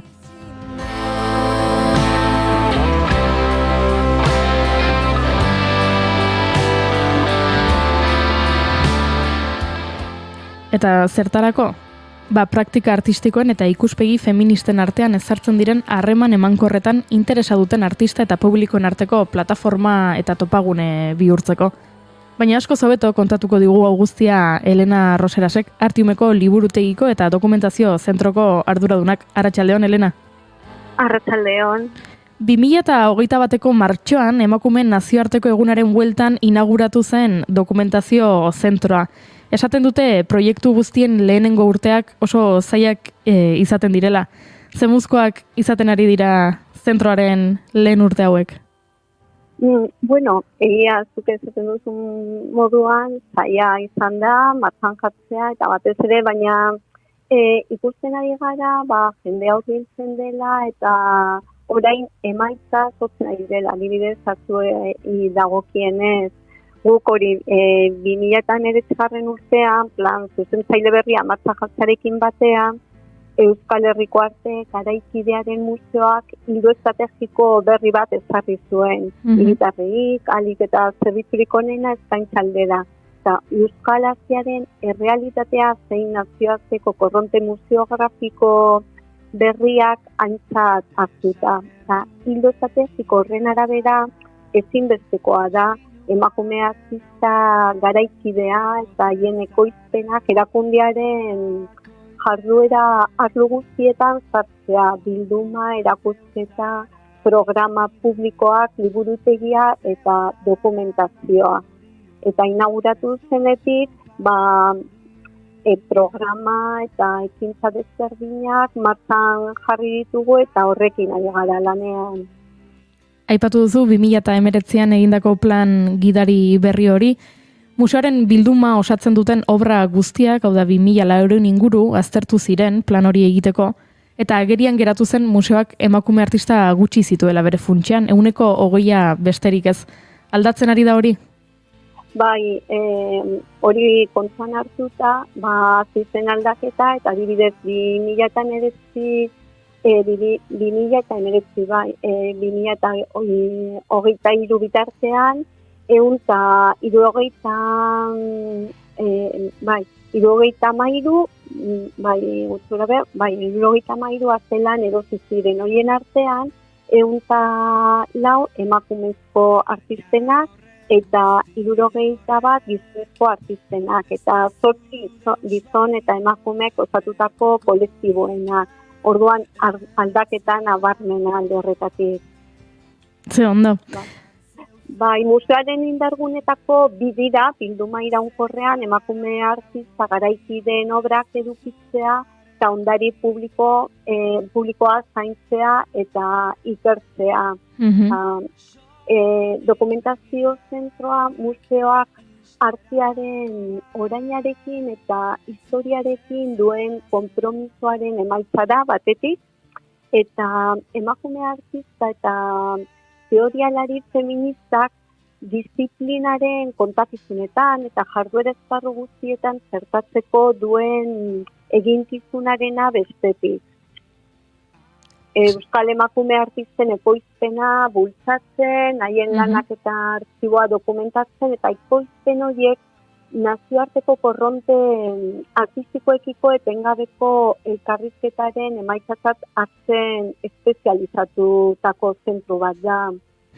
Eta oinarrizko konpromiso horrek alaber beste konpromiso bat dakar berekin artearen arlora zabaltzea ezagutza feministaren ikerketa eta divulgazioa. Horretarako zentroak bi atal ditu, bata esan genezake fisikoa dela eta bestea virtuala. Zer topa dezakegu bakoitzean? Bai, dokumentazio zentroa eremu propioa eta espezializatu dauka, da ikertzeko eta materiale konsultatzeko areto bat. Espazio zuke diozun bezala, bikoitzara fisiko eta virtuala. Lehenengoan materialak ikertzeko eta kontserbatzeko gela badaukagu, gune propio eta espezializatu bat, museoko liburutegiarekin lotuta dagoena, justo parean dago.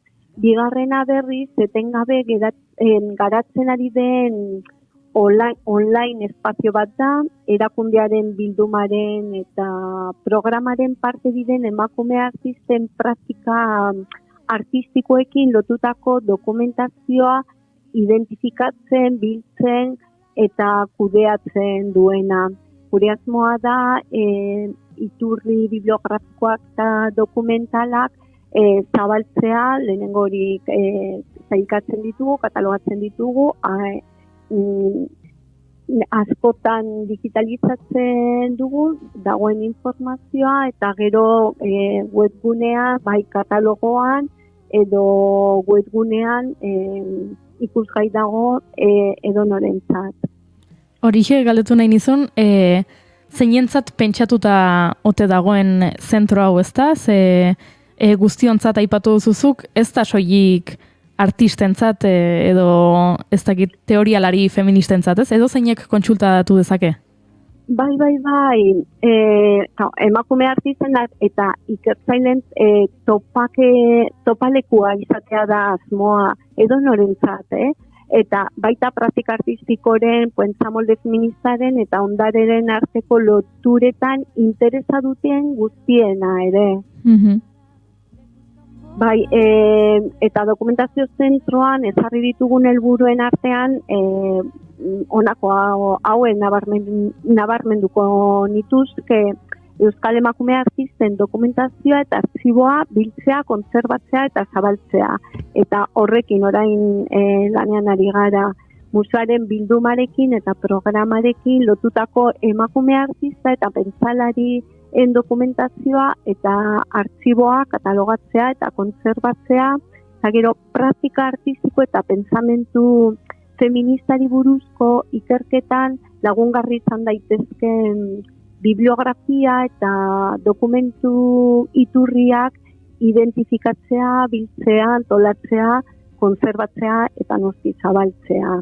Gutxi gora bera horiek dira ditugun helburuak eta horien inguruan lanean ari gara, programa desberdinak sortzen eta artxiboi dagokionez orain Junkal Ballestin eta Juan Azimaren artxiboak katalogatzen, iaia amaituta ditugu, hori haien artxiboak eta dokumentu funtsak.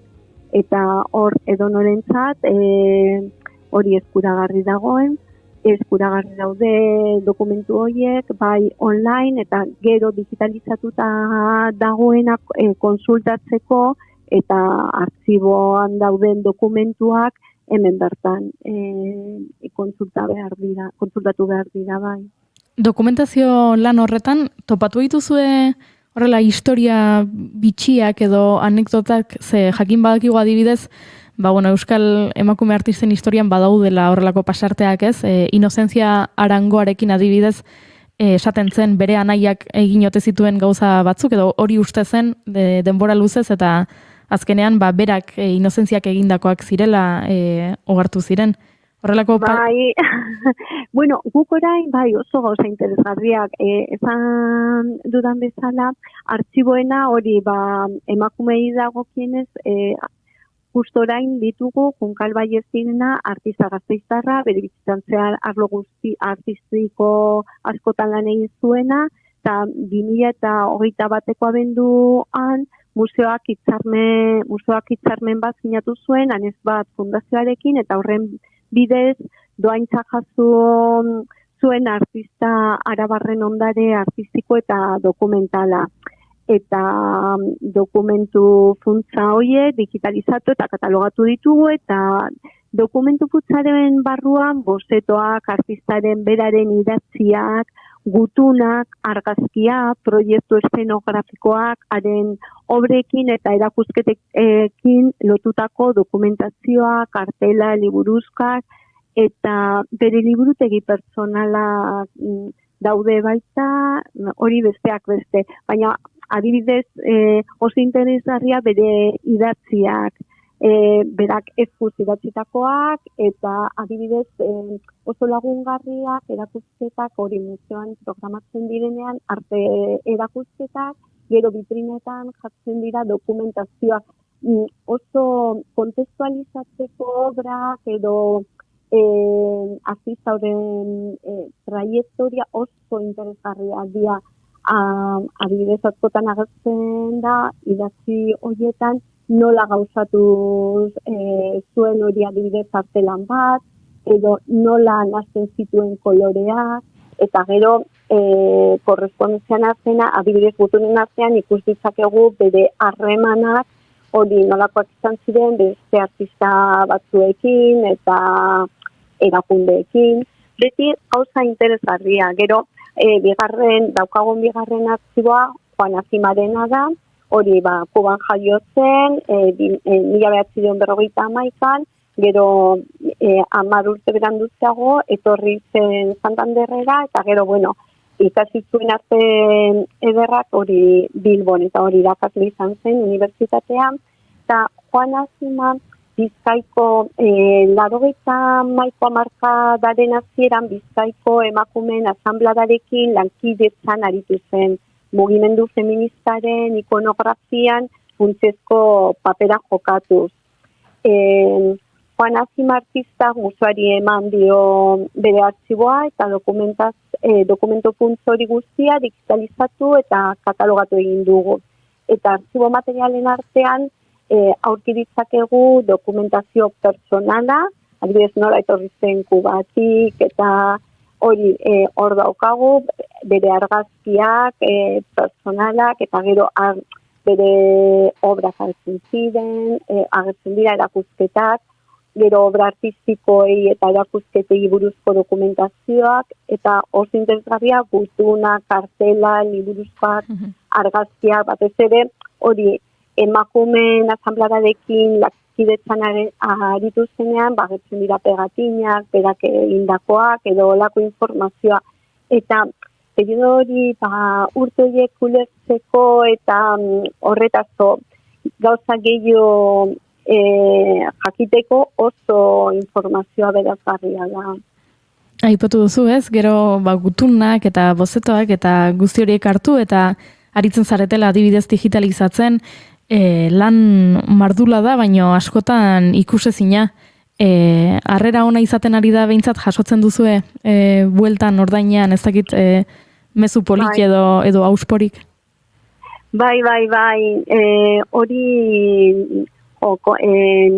hasi ginen Jonkal Ballestinen artxiboarekin eta orain jasotzen ari gara artxibo gehiago eta horren inguruan adibidez erakusketetan dokumentazio hori, lehenengo, dokumentazio hori ez badugu, baina batez ere gero izan arren katalogatuta eta zailkatuta ez badugu ezin da erabili edo ikertzaileak edo haiek norbaitek etortzen bada ikus dezakegu zer dagoen horretaz.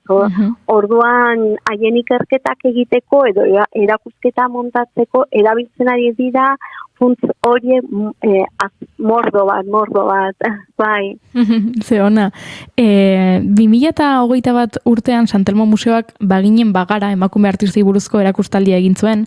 Urren urtean 2022an La Ruta del Arte BBK artearen inbilbidea divulgazio artistikorako programen hildo nagusia izan zen emakumeek Arte Ederren Museoko bilduman duten presentzia. Pixkanaka ari da artearen mundua emakumeekiko duen zorra kitatzen? Bai, ala uste dugu adibidez, horren lehenengo dokumentatu ditugu informazio hau eta ikusten dugu beste lekuetan zeiten nahi den, adibidez gu topaketetan normalean 2 urtean behin dokumentazio topaketak antolatzen ditugu eta iaz izan ziren hori 11garren amaikagarrenak eta konbidatuen artean saiatu ginen konbidatzen horretaz lanean ari diren erakundeak eta oso aberasgarria eta esaten duzun bezala guk programa desberdinak antolatu ditugu, ez bakarri dokumentatu eta katalogatu informazioa adibidez, nazioarteko aholku batzorde bat eratu da, batzordean emakume teorialari eta artiste parte hartzen dute, museoko taldeaz gain, eta gutxienez aholku batzordea urtean behin biltzen da, zentroaren ikerketa hildoak ezartzeko eta egindako ekintzak urte horretan baloratzeko. Eta batzordearen partaideak Carmen Gaitez, ikerketa zientifikoen kontseilu goreneko artearen historia eta ondare saileko zientzialari titularra da, Lourdes Mendez, Euskal Herriko Unibertsitateko gizarte antropologiako katedraduna, Hilary Robinson, feminismo arte eta teoriako katedraduna, Erresuma Batuan, gero Azucena Biaitez, artista eta Xabier Arakiztain, arte komisarioa. Eta gero adibidez urtero martxan jarri du Jonkal Ballestin nazioarteko ikerketa beka. Eta bekaren helburua da Euskal Herriko naiz nazioarteko testuinguruetan arte feministaren historiografiari eduki esanguratsua ematen dioten ikerketa proiektui laguntzea, taldi berean museoaren eta beren bildumaren programazioarekin lotutako emakume artisten ekoizpena zertzea. Lehenengo edizioan, 2022an, lortu zuen hori Lea Whitman ikertzaile eta editoriaren proiektua, eta aurten 2023ko deialdiko bekan Estibali Sadabaren proiektua lortu du. Eta, Estibali Sadaba aurkeztutako proiektua, Voces Resilientes izenekoa, zeharkako ikerketa bat proposatzen du, teoriaren, praktika artistikoaren eta aktivismo feministaren inguruko espazioen eraikuntzari eta artisten belaunaldietan izan duten eraginari buruzko saiakera bat. Eta soinu dokumentu batzuk egiteko. Sadaba elkarrizketak egingo dizkiek, 80ko hamarkadan sortutako hainbat artista eta kolektibori. Eta horrekin hori aurten egongo gara Estibali Sadabarekin lanean, bera artista da, Euskal Herriko Unibertsitatean arte eta ikerketa doktorea, eta sorkuntza masterra du unibertsitate berean, eta bai, 1984an erreakzion kolektiboaren sortzaileetako bat izan zen. Eta justo hori landenazean, berarekin bildu ginen, proiektuan hori martxan jartzeko eta lanean aritzeko. Lan ederra... Barkatu, jarraitu ez. Gero, adibidez, online, oroitzen naiz, denbora lerro digital bat prestatu dugu. Denbora lerro hau feminismo ardatz duten testu inguru kultural, sozial eta politikoak ikertzeko euskarria eskaintzeko asmoz eraiki dugu, praktika artistikoen eta artearen teoria feministen ondarea babestuz eta zabalduz, eta Euskal Herriaren testu inguru bereziki azpimarratuz. Orduan, tresna bat da, alde batetik museoko bilduman eta erakusketan sartzen diren Euskal sortzaileen arte ondariari buruzko informazioa eskaintzen digu, eta bestetik artista horietako bakoitzaren dokumentu ondarea kontsultatzeko aukera. Lehenengo kasuan, informazioa entzimerekin da bildumaren katalogoa, orduan entzimerekin lotzen da, eta dokumentu ondaria berriz Artikerretik kontsulta daiteke. Artiker da funts bibliografiko eta dokumentalaren katalogotik online dago, eta edonorentzat kontsultagarri da. Denbora lerroa Artioen Musaren bildumako euskal artisten lanak eta sortzaile horien dokumento funtsa lortu nahi ditu. Ondare hori guztia kronologikoki markatuz eta antolatuz. Eta proiektu hau etengabe eraikitzen ari gara, eta bildumari eta museoko emakume artistei testu inguru historiko eta disiplinareko bat ematea, eta da bere helburua espezializazio arlo horri buruzko ezagutarazteko sarbidea errazteko da asmoa. Ikusten ari gara hemen denbora lerroa, ikuslek ere ikusi izango dute, eta hemen sekulako lana dago, zuk goizean webgune honetara sartu, eta izenak apuntatzen joateko, eta denak kuskusiatzeko, ze joaten balin bagara dibidez, 1980 hemen daukagu, Itziar Elejalderen Penelope.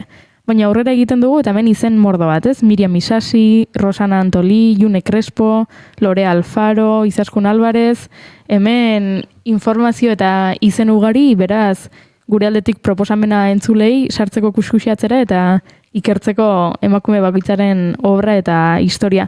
Esan bezala lan edarra egiten duzue Artiumen, eskerrik asko Elena Roseras gurekin kafe virtual bat hartzeko gonbitea onartzeagatik, eta esan bezala gertutik jarraituko dugu egiten duzuen lana, ze benetan ederra da.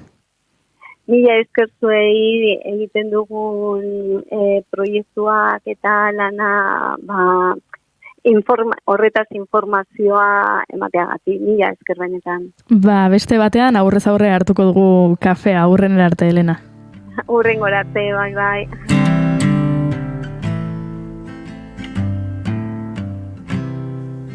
I crossed the last line. Eta guk ere agur esan behar dugu, June. Aio.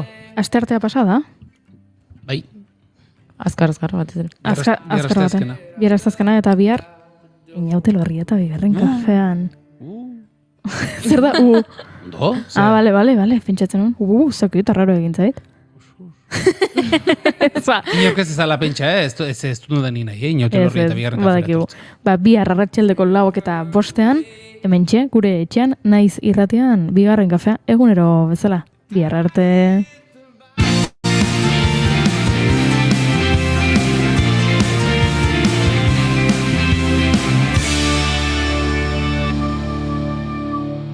Keep calm and bigarren kafea.